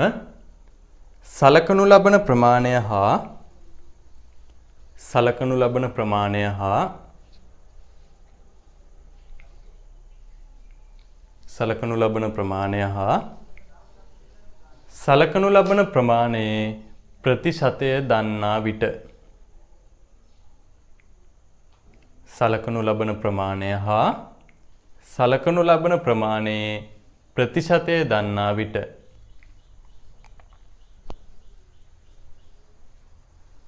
මුළු ප්‍රමාණය සෙවීම මුළු ප්‍රමාණය සෙවීම. එහෙනම් දැන් මාතෘකා තුන පැහැදිලි නේද ඔයාලට? බලන්න පළවෙනි එකේදී අපි කරේ මේ දෙන්නව දැනන් හිටියා. මම මේ තුන් දෙනාම අපව මෙතන පොඩ්ඩක් පෙළ ගස්සලා පෙන්නන්න හදන්නේ. ඒක තුන් දෙනාම ගැන ලියන්න එපා. මෙයාව දන්නේ නැතුව හිටියා. මේක අපේ පළවෙනි අවස්ථාව. ඊළඟට අපි මුළු ප්‍රමාණය දැනන් හිටියා. හැබැයි සලකනු ලබපු ප්‍රමාණය දැනන් හිටියේ නෑ දෙවෙනි එකේදී. ප්‍රතිශතයත් අපි දැනන් හිටියා. මේ අපේ දෙවෙනි අවස්ථාව. දැන් තුන්වෙනි අවස්ථාවේදී මුළු ප්‍රමාණය දන්නේ නෑ. සලකනු ලබන ප්‍රමාණයක් දන්නවා ප්‍රතිශතයක් දන්නවා. ඒක අපේ තුන්වෙනි අවස්ථාව. දැන් පැහැදිලි නේද පුතේ ඔයාලට අපි මේ කතා කරන අවස්ථා තුන. ඒකෙන් අපි දැන් මේ පළවෙනි අවස්ථාවත් කතා කරලා ඉවරයි දෙවෙනි අවස්ථාවත් ඉවරයි. දැන් මේ අපි කතා කරන්නේ තුන්වෙනි අවස්ථාව. එහෙනම් ඔය අනුමාත්‍රකාවයටනුත් මේක ලියා ගන්නකො. මුළු ප්‍රමාණය, සලකනු ලබන ප්‍රමාණය, සලකනු ලැබූ ප්‍රමාණයේ ප්‍රතිශතය. එතකොට ප්‍රතිශතයක් දන්නවා, සලකනු ලබන ප්‍රමාණයක් දන්නවා. හැබැයි අපි මේකෙදී මුළු ප්‍රමාණය දන්නේ නැහැ. එතෙන් ප්‍රශ්නාර්ථ ලකුණක් දාගන්න. මුළු ප්‍රමාණය දන්නේ නැහැ.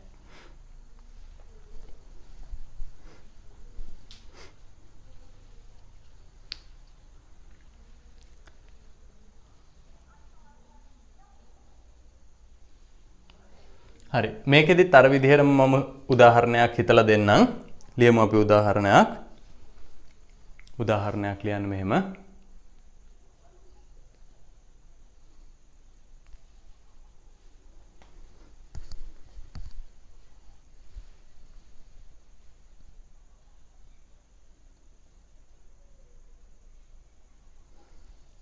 යම්කිසි මුදලකින් උදාහරණ ලියන්න. යම්කිසි මුදලකින්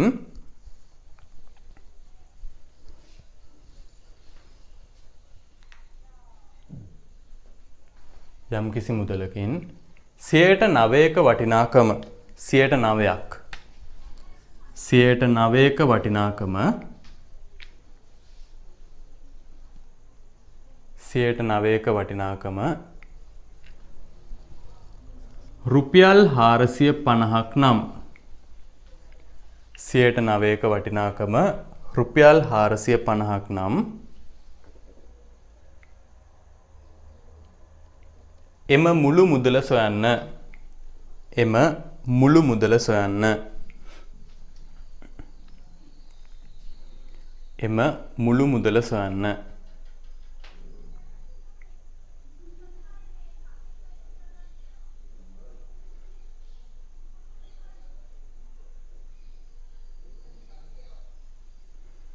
හරි. දැන් එහෙනම් පුතේ අපි දන්නවා සලකනු ලබන ප්‍රමාණයේ ප්‍රතිශතය 9%යි කියලා දන්නවා. ඒ වගේම සලකනු ලබන ප්‍රමාණය 450යි කියලාත් අපි දන්නවා. මුළු මුදල කීයද කියලා තමයි අපි දන්නේ නැත්තේ. පැහැදිලි නේද? එතකොට සලකනු ලබන ප්‍රමාණයේ ප්‍රතිශතය 9%යි. ඒ ප්‍රමාණය 450යි. මුළු මුදල කීයද කියලා දන්නේ නැහැ. මේකෙදි අපි ඉස්සරවම හොයාගන්න ඕනේ 100ට 1ක් කියන්නේ කොච්චරද කියලා. දැන් අපි දන්නවා 9%ක් කියන්නේ 450යි කියලා. එහෙමනේ ගානේ කියලා තියෙන්නේ නේ. 9%ක් කියන්නේ 450යි කියලා අපි දන්නවා. එහෙනම් 100ට 1ක් කියන්නේ කොච්චරද කියලා හොයාගන්න ඕනේ. කොහොමද පුතේ හොයන්නේ? 9%ක් කියන්නේ 450යි නම් 100ට 1ක් කියන්නේ කීයද කියලා හොයන්න 459න් බෙදාගත්තා නම් හරිනේ නේ. මොකද 9 දෙනෙක් ඉන්න තැන 450ක් තියනවලු. එහෙනම් එක්කෙනෙක් කියන්නේ කීයද කියලානේ අපි හොයන්න ඕනේ. 459න් බෙදුවා නම් හරි. එහෙනම් යටින් ලියන්න මෙහෙම 100ට 1ක ප්‍රමාණය යටින් ලියන්න මෙහෙම 100ට 1ක ප්‍රමාණය. හරි. ඕක අපිට හොයන්න පුළුවන් 100ට 9ක් කියන්නේ 450යි නම් 100ට 1ක ප්‍රමාණය හොයන්න අපි මේක 9න් බෙදනවා. දැන් එතනදී ප්‍රතිශත ලකුණ ගැන හිතන්න එපා. මොකද 100ට 1ක් නේ අපි හොයන්නේ. 100ට 9ක ප්‍රමාණය 450යි. ඒ කියන්නේ 9ක ප්‍රමාණය 450යි. එහෙනම් එකක ප්‍රමාණය හොයන්න අපි 459න් බෙදනවා. දැන් එතකොට මෙයා ගාව තියෙන මුළු මුදල කියන්නේ මේ සලකුණු ලැබපු මුළු මුදල කියන්නේ 100ට 100ක් නේද පුතේ? 100ට 100ක් නේ. හිතන්න මෙහෙම. දැන් මෙයා ගාව යම්කිසි මුදලක් තියනවලු. අපි ඒ මුදල කීයද කියලා දන්නේ නැහැ. ඒ මුදලෙන් 100ට 9ක් 450යි කියලාත් අපිට කියනවා. එතකොට ඒ මුදලෙන් 101ක් කියන්නේ කොච්චරද කියලා දැන් අපි හොයාගන්න දන්නවා. 459න් බෙදලා. එතකොට පුතේ මෙයා ගාව තියෙන මුළු මුදල කියන්නේ 100%ක් නේද? ඒ 100%න් 109ක් නේද 450යි කිව්වේ. එහෙනම් 100%ක් කියන්නේ කවුද කියලා හොයාගන්න මේ 101 කියන ප්‍රමාණය අපි මොකද කරන්න ඕනේ? 100න් ගුණ කරන්න ඕනේ. 101 කියන ප්‍රමාණය අපි 100න් ගුණ කරන්න ඕනේ. එහෙනම් අපිට යටින් ලියන්න පුළුවන් මුළු මුදල ලියන්න යටින් මුළු මුදල සමානයි මෙන්න මේ 101ක ප්‍රමාණය අපි 100න් කීයද කියලා හොයන්න 100න් ගුණ කරනවා. ඒකත් මෙහෙම හිතන්නකෝ පුතේ. එකක ප්‍රමාණය 450 බෙදීම 9යි නම් 100ක ප්‍රමාණය හොයන්න 100න් ගුණ කරන්න ඕනනේ. 100න් ගුණ කරන්න ඕනේ. හරි. එතකොට අපිට උත්තරයක් එනවා මේ බලන්න 9ට 9 1යි 450ට 9 50ක් තියෙනවා. එහෙනම් මුළු මුදල එනවා රුපියල් 50 ගුණ කිරීම 100 කියන්නේ 5000ක්. එහෙනම් මුළු මුදල 5000කින් 100ට 9ක් තමයි 450 කියලා කියන්නේ. මුළු මුදල 5000කින් 100ට 9ක් තමයි 450 කියලා කියන්නේ. අපි හොයාගත්ත 100ට එකක් කියන්නේ කොච්චරද කියලා. ඒ කොහොමද 459න් බෙදලා. එහෙනම් 100%යිනේ මුළු මුදල කියන්නේ. එතකොට 100%ක මුළු මුදල හොයාගන්න අපි මේක 100න් ගුණ කරා. එතකොට අපිට උත්තරයක් එනවා මේ 100ට 1යි කියන කෙනා අපි 100න් ගුණ කරා. එතකොට 100ට 100යි. පැහැදිලි නේද? දැන් මෙහෙමනේ. 100ට 1 කියන කෙනාව 100න් ගුණ කරොත් 100ට 100යිනේ නේද පුතේ? මුළු මුදල වෙනවනේ. එහෙනම් 100ට 1ක ප්‍රමාණය මෙන්න මෙච්චර නම් ඒක අපි 100න් ගුණ කරපුවාම 100ට 100ක් කියන මුළු මුදල එනවා. පැහැදිලිනේ? ඕක තව විදිහකට මතක තියාගන්න පුළුවන්. ඒ තමයි මෙන්න මෙයා මේ බලන්නකො මොකද වෙලා තියෙන්නේ කියලා. මෙන්න මේ සලකනු ලබන ප්‍රමාණය මම ඒක මෙතනින් රතු පාටින් වරහණක් කරලා දාන්නම්. ඔයාලත් ඒක ඒ විදිහට දාගන්න. එහෙම මතක තියාගන්නත් පුළුවන්. මෙන්න මේ දීලා තිබ්බ 450 ගුණ කරන්න ඕනේ මේ 100ට 9 උඩ යට මාරු කරලා. 100ට 9 කියන කෙනාගේ උඩ යට මාරු කරලා. මේ බලන්න. 100ට 9 කියන කෙනා ලියන්නේ අපි 100න් 9යි කියලානේ. ඕකේ උඩ යට මාරු කරලා ගුණ කරන්න ඕනේ. ඔහොම. බලන්නකෝ ඒකම නෙමෙයිද පුතේ මේ බෙදීම 9ක් ඇවිල්ලා ගුණ කිරීම 100ක් ඇවිල්ලා. එහෙම මතක තියාගත්තත් කමක් නැහැ. ගැටලුවක් නැහැ. එහෙනම් ප්‍රතිශතයක් දීලා ඒට අදාළ ප්‍රමාණයක් දීලා තිබ්බොත් මුළු ප්‍රමාණය හොයන්න ඒ ප්‍රතිශතයේ උඩ යට මාරු කරලා දීලා තිබ්බ ගාන ගුණ කරත් කියලා වැරද්දක් නැහැ. ඒත් මේකම තමයි එන්නේ. හරි. ලියාගමුකෝ අපි. මේකත් මේ විදිහටම ලියා ගන්න. මම මෙතන මේ දාලා තියෙන 100ට 9 කියන කෙනා භාගයක් විදිහට කොහොමද කියලා එයාගේ උඩ යට මාරු කරලා තමයි ගුණ කරලා තියෙන්නේ. හරි. අපි ඕක ලියාගෙන අභ්‍යාසෙන් ගන්නකොත් හදමු.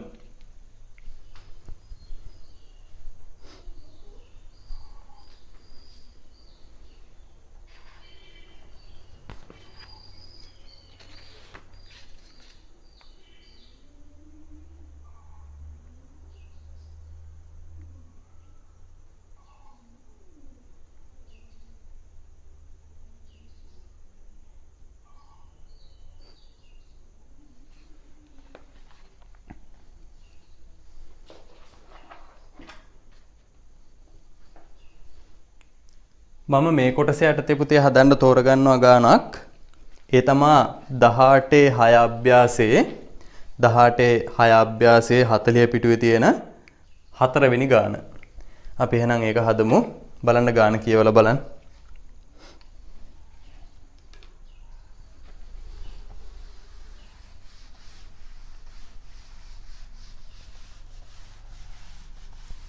දහටේ 6 අභ්‍යාසයේ 4 වෙනි ගාන. අපිට කියනවා මෙන්න මෙහෙම කතාවක්. ලෝහ මිශ්‍රණයක් සාදා ඇත්තේ යකඩ හා තුත්තනාගම් මිශ්‍ර කිරීමෙනි. තුත්තනාගම් කියන්නේත් ඔය ඛනිජයක්. ඒ කියන්නේ මේ මූලද්‍රව්‍යයක්. යකඩ හා තුත්තනාගම් මිශ්‍ර කිරීමෙන් මිශ්‍ර ලෝහයක් හදනවලු. දැන් ඕවා ගැන විද්‍යාවේදී මිශ්‍ර ලෝහ කියන්නේ මොනවද කියලා දන්නවන්නේ. ඊළඟට කියනවා දැන් මේ මිශ්‍රණයෙන් 36ක් තුත්තනාගම් වන අතර දැන් පුතේ මේ යකඩයි තුත්තනාගම් කියන මූලද්‍රව්‍යයයි යකඩ කියන මූලද්‍රව්‍යයයි දෙක කලවම් කරලා තමයි මේ මිශ්‍ර ලෝහය හදාගන්නේ. මේ මිශ්‍රණය ගත්තාම ඒ කියන්නේ ওই දෙකේ මිශ්‍රණය ගත්තාම ඕකෙන් 36ක් තුත්තනාගම් දිනවලු. වන අතර මිශ්‍ර කළ යකඩ ප්‍රමාණය ග්‍රෑම් 160ක් නම් මිශ්‍ර ලෝහයේ ස්කන්ධය හොයන්න කියලා කියනවා. මෙතනදි ගාන හොද්දට අවබෝධයෙන් කියවන්න ඕනේ. මොකද මිශ්‍රණයේ 36ක් තුත්තනාගම් කියලා දීලා තියෙනවා. එහෙනම් පුතේ හරිනම් දෙන්න ඕනේ තුත්තනාගම් ස්කන්ධය නේද? ඇයි ප්‍රතිශතය දීලා තියෙන්නේ තුත්තනාගම් වලනේ. ඒ වුණාට මිශ්‍රණයේ යකඩ ප්‍රමාණය තමයි දීලා තියෙන්නේ 160යි කියලා. යකඩ ප්‍රමාණය දීලා තියෙන්නේ. එහෙනම් පුතේ අපි හොයාගන්න ඕනේ මිශ්‍රණයේ යකඩවල ප්‍රතිශතය. යකඩවල ප්‍රතිශතය හොයාගන්න ඕනේ. දීලා තියෙන්නේ තුත්තනාගම් වල.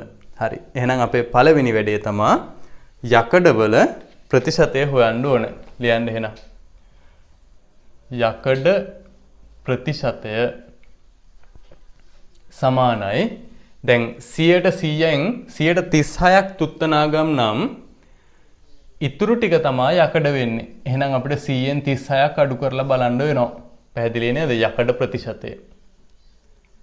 යකඩ ප්‍රතිශතය හොයද්දී 136ක් තුත්තනාගම් නම් ඉතුරු ටිකනේ යකඩ වෙන්නේ. එතකොට අපිට එන උත්තරයක් 64යි කියලා. 64ක් එහෙනම් තිබිලා තියෙනවා යකඩ. ඔන්න යකඩ ප්‍රතිශතය හොයාගත්තා. ඊළඟට අපි හොයන්න ඕනේ මිශ්‍රණයේ මේක හොයන්න දෙයක් නෑ දීලා තියෙනවා. යකඩ ප්‍රමාණය ග්‍රෑම් 160යි. ඔන්න මේ දෙක ලියාගන්න එකේ වාසිය. නැත්තම් ඔයාලා ගාන උඩින් පල්ලෙන් කියවලා මේ 136 කියලා හිතනවා යකඩ ප්‍රතිශතය. ඔතනින් ගාන සම්පූර්ණයෙන්ම වර්ධිනවනේ පුතේ. ඒක වරද්දන්නම තමයි අපිට එහෙම දෙන්නේ. එහෙනම් ග්‍රෑම් 160ක යකඩ ප්‍රමාණයක් තියනවා කියලා තමයි කියන්නේ.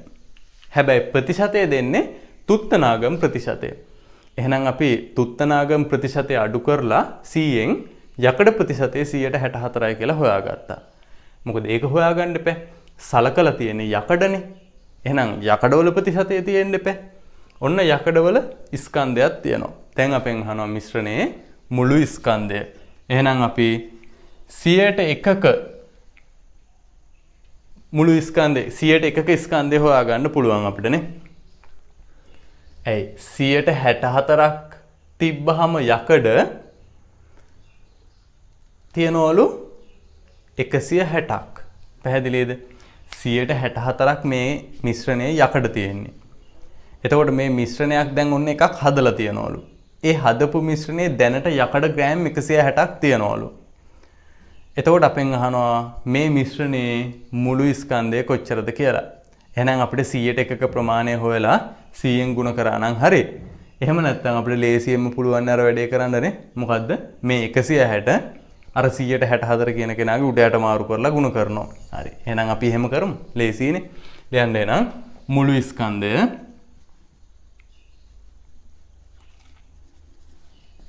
සමානයි 160 ගුණ කිරීම 164 කියන කෙනා ලියන්නේ අපි මෙන්න මෙහෙමනේ.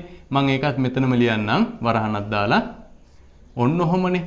100න් 64යි කියලානේ.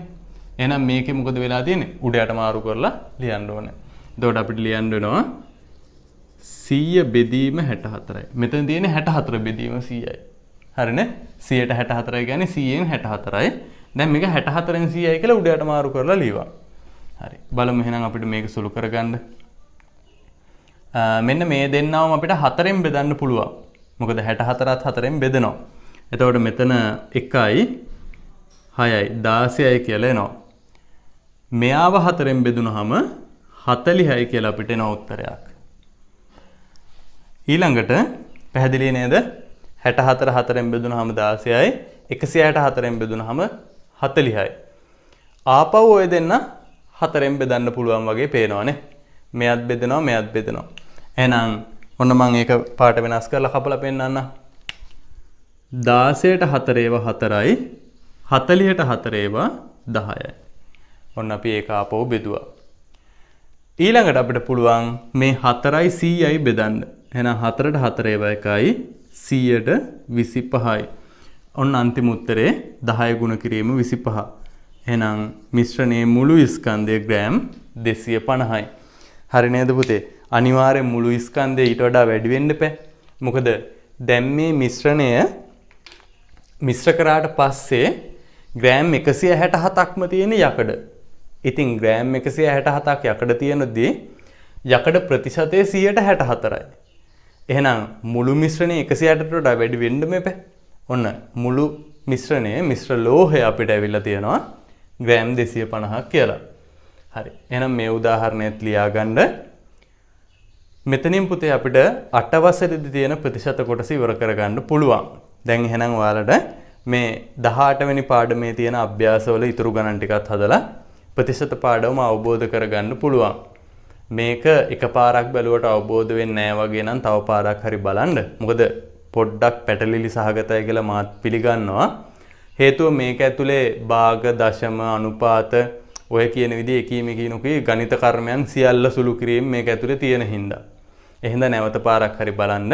ඒ කලින් පාඩම් බැරි නම් මේ ලිස්ට් එකේම තියෙන ඔයාලගේ 8 වසරේ ඉතුරු පාඩම් ටික ඔය දශම, භාග, අනුපාත ඒ ටිකත් බලන්න. channel එක subscribe කරන්න. ඔයාගේ යාළුවන්ටත් කියන්න මේක බලන්න කියලා. ඔයාලා දන්නවනේ මේක හොඳයි කියලානේ. එහෙනම් යාළුවන්ටත් කියන්න. මෙන්න මෙහෙම channel එකක් තියෙනවා. මේකේ අපිට ගණන් ඉගෙන ගන්න පුළුවන්. මම මේකෙදි මේ මුළු පාඩම් ටික ඔක්කොම ඔයාලට කියලා දෙනවා මේ channel එක හරහා.